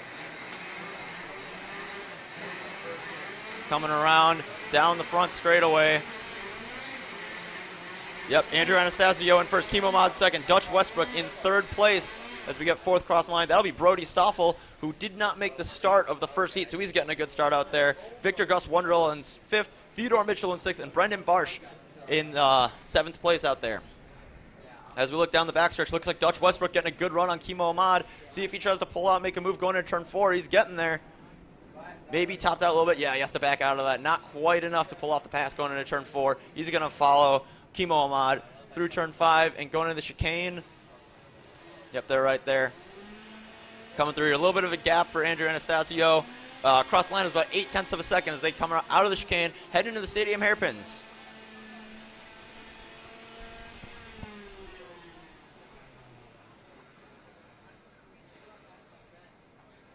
Going into the stadium hairpins now. Dutch Westbrook running a little bit of a different line, able to carry a little more speed than Kimo Ahmad. He's going to be able to get right up to the bumper as they go through the second hairpin in the stadium section and get into the chicane. He's about a cart length back on Kimo Ahmad. Coming into the second to last turn. Exiting the chicane right now, coming to the second to last turn. Got a little bit of a run. Don't know if he's going to be able to do anything with it. But looks like they are making up time on Andrew Anastasio. We'll see when they cross the line how much what the gap is this time around. As we got these same 3 karts as yesterday fighting for the lead. They're doing a good job staying together and holding their composure. I know it's really hard for a 5-year-old here as Andrew Anastasio goes a little bit wide. It's really hard for them to maintain their composure sometimes. Getting a little bit nervous in the kart maybe. They've definitely closed up that gap, yeah. Andrew Anastasio only half a second ahead now. They lost about 0.3 of a second. Dutch Westbrook going purple with 131.7 versus Kimo Ahmad's 132.2. So he's got about 0.5 of a second there as they've all closed up on the 3 of them. And Kimo Ahmad getting a good run going down. He's going to make the move, pull out going to turn 4. Oh, looks like we got one around outside of turn 1. That is the 82 of Brennan Barsh, unfortunately, just going around. And he's going to be able to keep going at least. As, yeah, looks like Kimo Ahmad made the move going into turn 4 for first place. Dutch Westbrook going into second. and dropping Andrew Anastasio back in at third. Dutch Westbrook still looking like he has a little bit of pace on Kimo Ahmad in some sections of the track, but he doesn't get quite as good of a run coming out of the chicane going into the stadium section. And they are nose to tail right now going in there. Dutch Westbrook going for the pass for the lead, and he's got it going into the stadium hairpin. Andrew Anastasio trying to get a line as well. Maybe he's going to pull a crossover. Not quite. Doesn't quite have the speed there to make that work. So new running order is Dutch Westbrook, Kimo Ahmad, and then Andrew Anastasio for your top 3 in Honda Kid Karts. 4th place will still be Brody Stoffel by the looks of it. Victor Gus Wondrell and Theodore Mitchell in 6th. And then Brendan Barsh, who had that spin in turn 1 earlier this lap, is still in 7th. Coming out of the second to last turn, they're rolling a little bit of a gap now. Dutch Westbrook getting about 4 or 5 kart lengths on Kimo Ahmad as they get in there.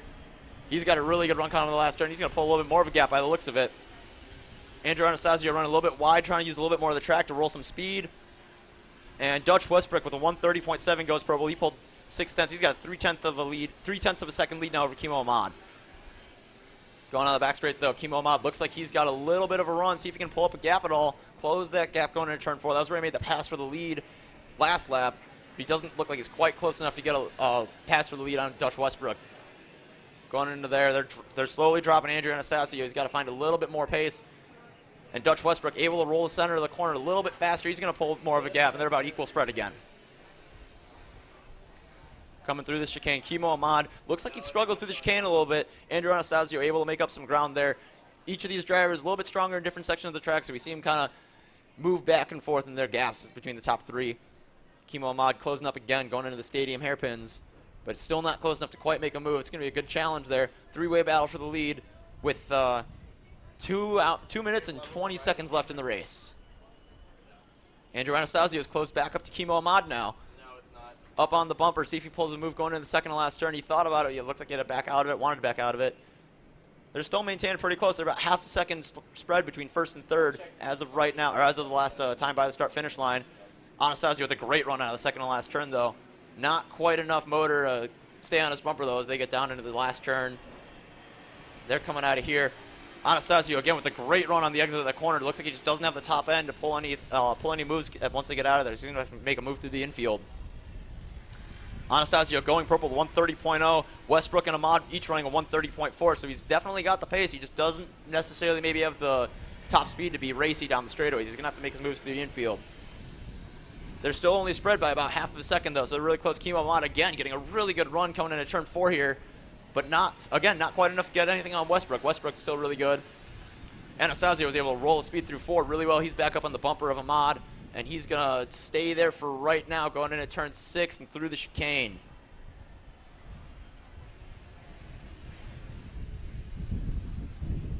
Staying there, Anastasio getting a good run out of the chicane, going into the stadium section again. This is probably going to be his best opportunity to pass, is going to the stadium section or through that chicane on the far side of the track from where we are over in the broadcast booth. They're staying there. All these drivers doing really well to keep their space. Anastasio looking like he might look for a move. He's going to back out of that. They're doing a really good job keeping control of the karts. Nobody's really doing anything crazy right now. And Ahmad again with a good run coming out of the corner. Looks like he's got some good mid-range on his kart. Able to pull away from Anastasio just a little bit as they come out of the chicane going into the second to last turn. But Anastasio on the bumper as they're getting out of the corner. A little bit better, closer on the entry, and he's going to try to get a crossover move possibly. Or maybe a drag race down the straightaway for first, or going into turn 1, sorry, for second. Not quite. We're at 7:45 as they cross the line. 7 minutes, 45 seconds a lap. So we're going to get 3 laps to go, I believe. 2 laps to go next time by. As there, Westbrook has managed to pull a bit of a gap. He's about 9/10 over Kimo Ahmad right now as him and Anastasio are battling hard for the second position. Anastasio pulling out. He's going to try and move going into turn 4. He's pulling up there. He's about side by side right now, and he's going to get the move going into 4 by the looks of it. Yep. Put Andrew Anastasio into second in Honda Kid Kart.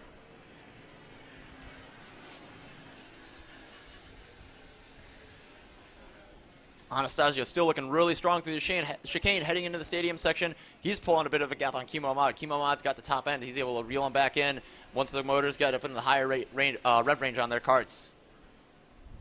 Going into the stadium hairpin. They're spread out a little bit more. Nobody's going to make a move quite yet going into there. Nope.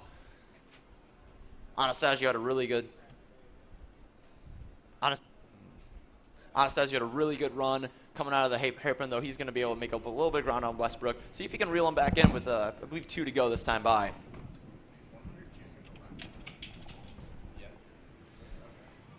Coming into the second last turn, this is where Andrew Anastasio has been really strong. He's able to pull a little bit. Westbrook still got a bit of a gap there. We're going to see what the gap is next time by. Anastasio, though, did manage to get back in a second after losing the lead and falling back in a third a few laps ago.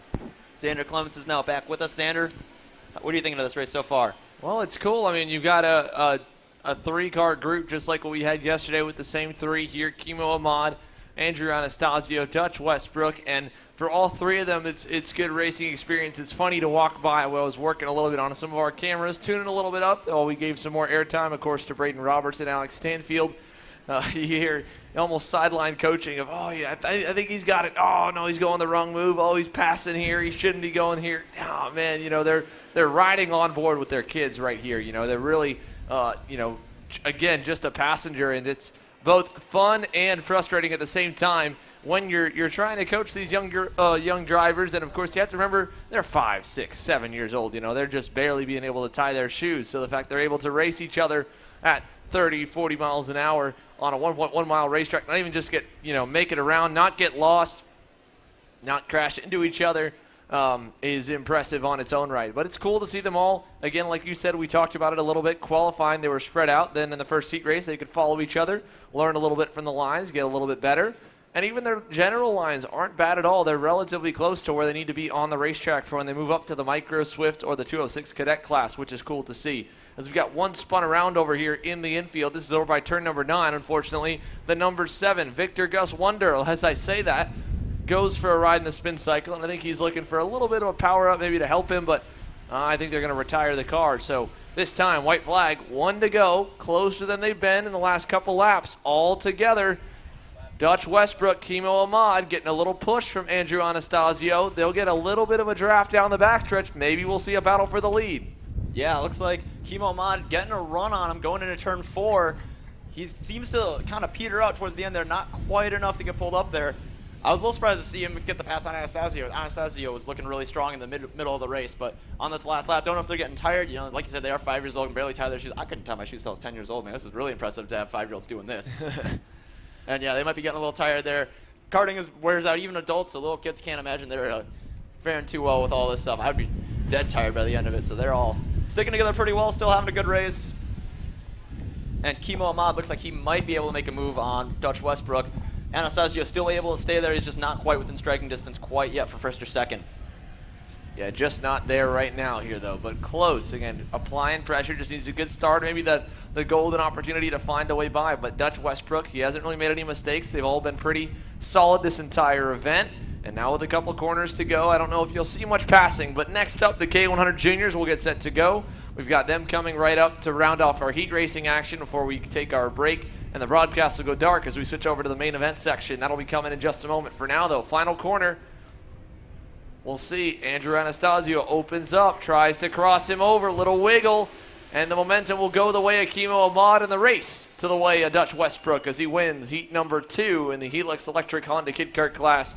Ahmad second, Anastasio third, Brody Stoffel should inherit 4th here, but he's a little ways back, of course, and then Theodore Mitchell, Brennan Marsh a little bit further back down the order as the field spread out as the race has gone on. So once again, the Helix Electric Honda Kid Karts wrapped here for the morning. They'll come back with their main event later on as a fist bump comes across the line for Brody Stoffel. Happy to finish and see the checkered flag, of course, and it's cool to see the excitement out of all the kids here, just happy to be able to be racing at such a big stage as the Texas Sprint Racing Series. Over 220 drivers here this weekend, a massive, massive entry count, and one that should probably keep for most of the season. As we've talked about, there's a few national guys coming in for sure, but there are a lot of racers across the state of Texas that have followed and jumped up to the regional level, pushing 180 to 200 entries almost everywhere they've gone in 2021. And they'll be looking to build on that success again in 2022. So the checkered waves.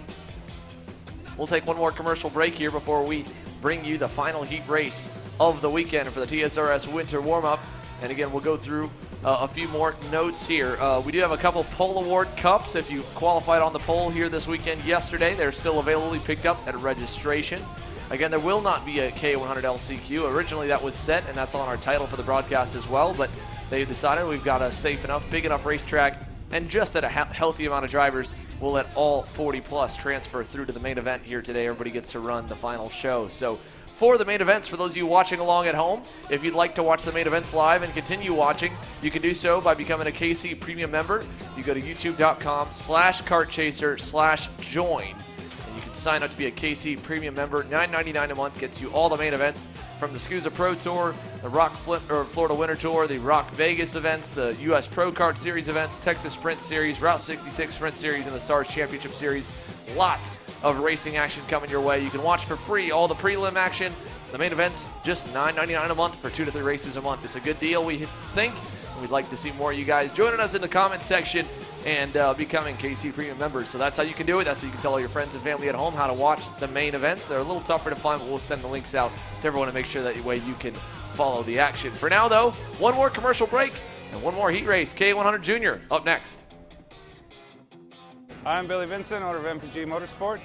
What we do at MPG is we try to keep it a nice, fun family atmosphere, try to combine sort of the bigger things and of the bigger teams and the professionalism down with sort of some of the fun sort of family-oriented atmosphere. We try to not only develop drivers, but also the parents and the families for just in knowledge in general in motorsports. It all starts in karting. What we try to do is try to help the drivers, the moms, the dads understand the sport of motorsports in general, not just karting, but what it takes to get all the way up through. Whether you end up wanting to be a driver or a mechanic or an engineer, you know, we can help you with that, and that's what we're here for. If you're interested in joining us at MPG, our home base is at Whiteland Raceway Park in Indianapolis, and you can contact us at info@willpowerkart.com, and one of our great people will reach out to you, and we'll try to put the best program together.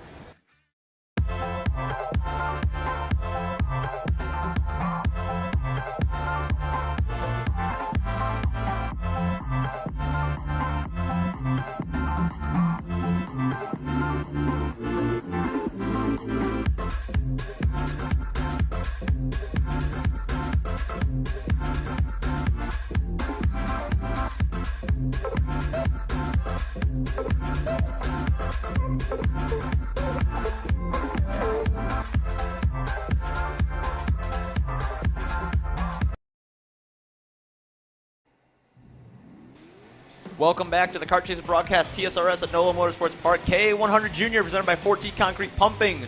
Getting onto the racetrack right now, getting ready to go.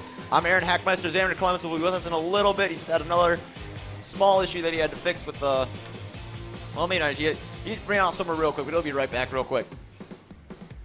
For the grid for Ka100 Sr, we got a whole lot of drivers here. 28 are signed up for this event. So on the front row, Ernesto Rivera and Cooper Shipman on the outside. Caleb Graffera, Valentino Garbarino on row 2. Max Taylor and Elio Mesa, row 3, sorry. Ivana Richardson, Oscar Iliff in row 4. Diego Guiat and Davis Cunningham round out the top 10 in row 5. Landon Skinner, Reagan Seville, row 6. Cameron Reed and Becca Friesen, row 7. Santiago Duran, Joey Friend, row 8. Ashton Speed, Graham Trammell, row 9. Davin Robertson, Jensen Harrell round out your top 20 in row 10. Sebastian Trejo, Joey Dom, row 11. Sawyer Roussel, Naomi Garcia, row 12. Alfred Alvarez de Castillo in 25th. Alex Pope, 26th. Braden Domingue, 27th. And Preston Pico in the 28th spot as we come around. Forming up the grid now, coming around the second to last turn here. This is going to be a real interesting race. We've had a lot of drivers that are able to fight for this front-running spots. A lot of drivers. We've probably got about 6 to 8 that are able to get a top 3 out here as we see them running around the last turn right now, coming ready. Getting ready to form up into the tram lines. Here they are coming around right now. Ernesto Rivera bringing them down. Nice slow pace in the tram lines. Getting ready. Getting on the accelerator. Green flag. Here we go. Ka100 Jr. Heat number 2. Great start for Cooper Shipman going into turn 1. We got one around. That's going to be, is that Ivana Richards? No, that's a U-Race cart. 868. Or 860. 868. That's Naomi Garcia. Oh, man. In the U-Race OTK. Oh, one other off right there. Oh, another one, yeah, on the Arcade back Motorsport straight. car. Oh, big contact over in the just right-hand corner of the screen. Headed into turn number 4. I think Cameron Reed's involved. 2 more drivers involved as well. Reed got popped airborne, and one's going to be fully out. That's the 826. Oh, Beckett Friesen. And more together over here. That's going to be another one of the Iron Rock Tony karts, along with the 829. Just carnage all the way down the order here. Yeah, I think everybody's starting to push it a little bit more. They know it's the second heat. They know they got to make up spots, and unfortunately, just got a couple spins, a couple drivers DNF'd out in turn 4 and 5, it looks like. Coming around to the start-finish line for the last lap, or for the last turn, it's going to be the 814 of Cooper Shipman and the 800 of Caleb Guerrero on the first two. Third place going to be Max Taylor, Ernesto Rivera, Ivana Richards rounds out the top 5. As we get into there, looks like Max Taylor looking to get into second, couldn't quite make it work. Oh, Caleb Guerrero made a pass on Cooper Shipman. That's why Taylor was going for second there. We got a 5-car train going to turn 4. Cooper Shipman looking to go back, doesn't quite get it in there. And they're all going to bottleneck up behind him there. 5 drivers all in that main group. The next pack going to close up as they finally sort themselves out. So it's Guerrero, followed by Shipman, then Rivera, and then I think more still lined up all together. We'll get the full order when they come to the stadium hairpin here and come into view a little bit better. But Caleb Guerrero escapes the fray with a pass around the outside on Cooper Shipman and holds the lead through the middle sector of the racetrack as they head towards the final couple corners. Yeah, it looks like it's Ivana Richards moved her way up into 4th, and I think Max Taylor dropped back into 5th, unfortunately for him. Guerrero and Shipman managing to pull about a 4-car gap going into the second and last turn. We'll see if that maintains or if Rivera is able to catch back up to him with Ivana Richards right behind him.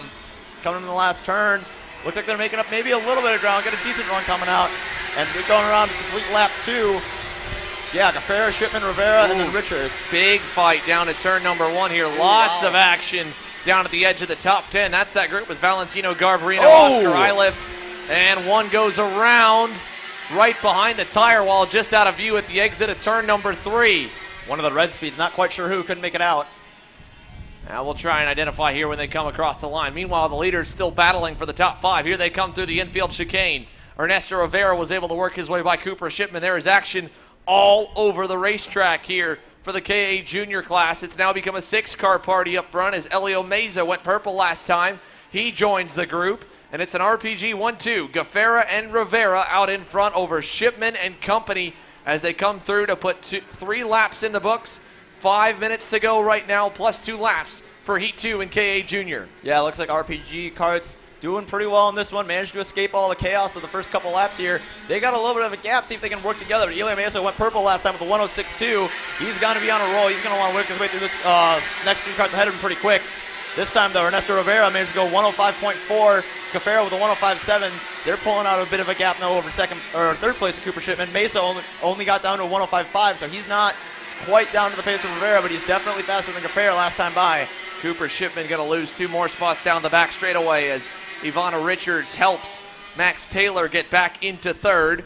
And that, again, like you said, allows the 2 drivers out front to hook up and pull a little bit further away from the field. Now, they're not fully safe yet. They still could easily get caught back up by the pack. They need about another second of insurance to ensure that. But at least Rivera, he's all over Guerrero through the infield. Even gave him a little shot to the stadium hairpin. So he's got a lot of pace. Guerrero's got a lot of pace. And the Cosmics lead the way over the Lando Norris, Mike Doty Racing, full tilt racing cart of Max Taylor. And Rivera, that time a little bit of a bad bump draft. He got to Guerrero too late going into the corner. Here they come to the final turn. 3.5 minutes to go before the 2-to-go signal.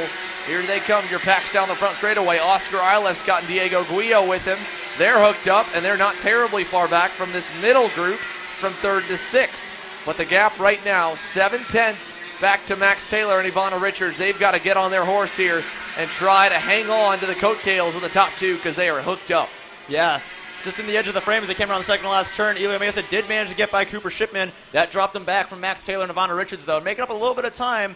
And, yeah, Caleb Guerrero and Ernesto Rivera got about a 0.6 of a second gap from Rivera to Taylor right now. A little bit of work for the 3rd place and 4th place carts to catch back up there. Yeah, not a ton of work, but definitely work to be done. Again, that gap just under a second. And at the way that Ernesto Rivera and Caleb Guerrero are going, it'll be tough to catch, although Max Taylor's looking pretty good. He's pulled away from Ivana Richards. He's starting to eat into the margin just a touch. I think he's got a pretty solid run as they come towards the line. So this time by, 2.5 minutes to go out of the final corner. Guerrero, Rivera at the line will clock in at a 105.5, a 105.3 for Taylor, a 105.1 for Elio Meza as he puts a pass down on Ivana Richards, moves Elio up another position. So the 827, 2 spots gained. He's had to start on the outside lane in 6th, so he's probably faded even further back on the starts. but he's got Richards pushing him down the backstretch, so he should be able to get going as well. So the top two are not home free. 2 minutes to go. Caleb Gafera still leads as they go through turn number 9. Aaron, it's going to get packed again. Oh, yeah. Taylor's looking really strong. Mesa's looking really strong. They keep up this pace. They're probably going to catch up to him within a couple laps. Taylor, especially catching the draft, he'll probably be up there within a lap and a half or so. Mesa has had to work his way through the field, but he's been putting down purple lap times. Looks like he's not quite making up time to Taylor as Taylor catches the draft of the RPG carts now, but I think he'll be there once they start fighting. He's still only about 9/10 back off the leader. And, yeah, Taylor's there now. Taylor Rivera tried to play the team game, try to push Gafera, but it hasn't quite been enough. Haven't quite gotten to get away from Max Taylor in the draft as they go into the last turn. Yeah, Max Taylor's there. Yeah, again, they weren't able to fully clear the draft. Even pushing down the back straightaway only does so much because Max Taylor was still able to get a sniff of the toe. That time by, he rips a heater, a 104.88. Only driver in the 104 second bracket right now for Max Taylor, so that's good for him. As they go down the back, here he comes, and there he goes down the inside as Rivera takes over the lead. Gafera drops to third. Taylor splits them up into second. Mesa on the way, Richards on the way. Shipman seems to be lacking a little bit of pace right now, unfortunately. He's lost touch with fourth and fifth, back about a second in sixth. Here goes Taylor for a pass into the stadium hairpin. He's got Rivera. Gafera tried to go with him, couldn't make it work. Yeah, all this battling is falling into the clutches of Elia Mesa and Ivana Richards, though. They're loving to see this happen because Mesa's managed to drop Richards just a little bit, and he's right there. He's only got 2 carts back from Gafera now, who's in third. And, yeah, it's Taylor now. He's managed to make 2 passes in this lap. He's got the lead. Rivera over Gafera over Mesa for the top 4, and this is going to be a good battle at the end here. We've only got about 20 seconds left. They got 3 laps to go this time by the looks of it. Yeah, the double sticks will come next time by. Max Taylor, your new leader. First time in this heat race that he's gotten to the front. Elio Mesa on the way. He's only 2/10 back down the backstretch. You can see the margin just 2 car lengths away. Do they hook up? Do they blow by Taylor? They will not. Gafera and Rivera stay tucked in line behind the Lando cart of Max Taylor as he takes them through the chicane.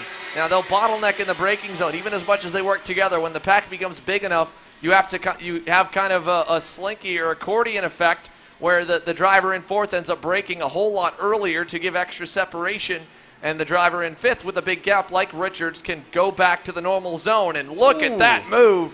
Elio Mesa caught Caleb Gafera off guard a little bit. He gets third. Yeah, it was a little bit of a late move by Mesa, but very well done. No contact between them. Mesa, Gafera, obviously 2 very experienced drivers. A lot of respect for each other between them, and they were able to make maybe a move that would have sent other drivers spinning around, but with those 2 there, they were able to make it work well, and they're still both sticking with that pack now that they've lost a lot of time. Here we go, 2 to go this time by. So double sticks in the air. Max Taylor leads the pack of 4, nearly 5, as Richards tries to latch on. You can see the next group. They've caught Cooper Shipman. Oscar Iliff's got Diego Guillo going with him, and here they go down the backstretch. That's 5th, 6th, and 7th. Here's your lead group, and it's Rivera back to the point as they freight train Max Taylor back to 3rd. Elio Mesa up into 2nd with an incredible drive forward here in heat number 2. Yeah, Mesa's got to be feeling real confident in this race. Looks like he started in the 6th spot. Here he comes. Inside. He's got him. Elio Mesa to the lead over Rivera. Gafera tried to do something, couldn't get around Max Taylor, but a good move there by Elio Mesa to take over the top spot. Yeah, Taylor tried to get there, clipped wheels, and actually I think the front of his cart got popped up a little bit, so he lost a little bit of time there. Mesa, like we said, really strong right now. There's a pass on Taylor by Gafera in the second to last turn, and yeah, it looks like Mesa coming in the last lap, going to have a 2-3 cart gap, and then it's going to be Rivera with another 2-3 cart gap back into Gafera now in 3rd. That would be a little bit scarier if Gafera didn't make that pass and if they were hooked up for 2nd and got a big run on him down the backstretch, but they might still get one. Here they come. So Rivera's on his own. He'll pull close. Taylor's not going to work with Gafera, and luckily Mesa was ready. He blocked the bottom side, so Rivera couldn't get there. Just gave him a little love tap going in. Here comes Richards on Gafera, and Ivana Richards gets through for 4th. Yeah, great move by Ivana Richards. Really opportunistic, seeing that Gafera was going to have a compromised exit after getting passed by Max Taylor. We're going to see if Rivera's going to be able to make a move on Mesa or not. Taylor's really bumping him, though. He's really getting on him, say, hey, you got to make a move or I'm going to pass you going into the end of this lap. There he goes. And he tries. Oh, man, little contact, little elbow grease, all good. Richards gets through as well. And just like that, the RPGs fall back to 4th and 5th. Richards on the Mexico entry to 3rd, blocks for that. Max Taylor needs a perfect exit. He got a decent one. They're going to fight for third and fourth. The leaders out of the final corner. Elio Meza goes from way back to win Heat 2. Looks like Gafera managed to get by Rivera at the line. He got a good crossover because Rivera was trying to follow Richards through and defend to keep Gafera, so Gafera crossed him over. That was really good. Elio Meza, like we said, from 6th to 1st, probably lost a couple more spots on the start being on the outside lane like that. Great run for him. Max Taylor finished the 2nd. He was purple to 104.8. He was the only driver in the 104s by the looks of it in that entire race, so he's got some good pace too. He's got to feel good. Ivana Richards made a good start. She started 7th and ended up 4th. Caleb Gafera dropped 1 spot down from 3rd to 4th at the end, by the end of it, and Ernesto Rivera started on pole. Didn't quite have things go his way. He's in 5th. Cooper Shipman in 6th. Oscar Eilert made up 1 spot to 7th. Guillermo Gia in 8th. Valentino Garbarino in 9th. He dropped 5 spots, so that was a rough heat for him. Santiago Duran wraps up the top 10 in 10th place. So a good run again for Elio Meza. Can't state that enough, how impressive that drive was. Again, he rolled off 6th on the grid, faded down as low as 8th, and then just dug deep, went all the way forward, made the right passes at the right time, and the cards fell into his favor late in the lap as they battled a little bit behind them. Max Taylor, again, fast lap honors. He rebounds into 2nd. And as you went through the top 10, a few other notables there. Sawyer Roussel up 8 spots. Jensen Harrell. Graham Tremmel up 8 and 7 spots to 12th and 11th, respectively. And, of course, the unfortunate drivers taken out in the first lap there. Quite a few. Davis Cunningham, Beckett Friesen, Joey Friend, Alex Pope, and Preston Pico of the 28 driver Ka100 Jr. Presented by Concrete Pumping Heat race. So, with that in mind, our heat races are complete for round 1 of the Texas Sprint Racing Series. All that's left are the main events. We'll come back with those at the top of the hour, 1 p.m. Central Time, noon Eastern Time. And, yes. Wow, I'm way off on my time stuff, but 1 p.m., actually, I believe 12:50 local time here, so we'll be back in just 35 minutes with the main events. When we come back live on the air, we'll be set for more, so stick with us here for more racing action. Again, stay tuned on the Kart Chaser channel. When that stream goes up, we'll go live a couple minutes before the green to make sure we capture all the action in 206 Cadet. In the meantime, get yourself some lunch, get settled in. You've got an afternoon of main events coming your way from 12:50 p.m. Central Time all the way through to the end of the main events around 4 p.m. with the Ka100 Jr. class. We'll take our lunch break and come back on the KC live stream. If you want to watch that, remember, go to youtube.com/kartchaser/join to become a KC Premium member to watch the main events live. We'll be back shortly. Stick with us here from NOLA. That signs off our heat races.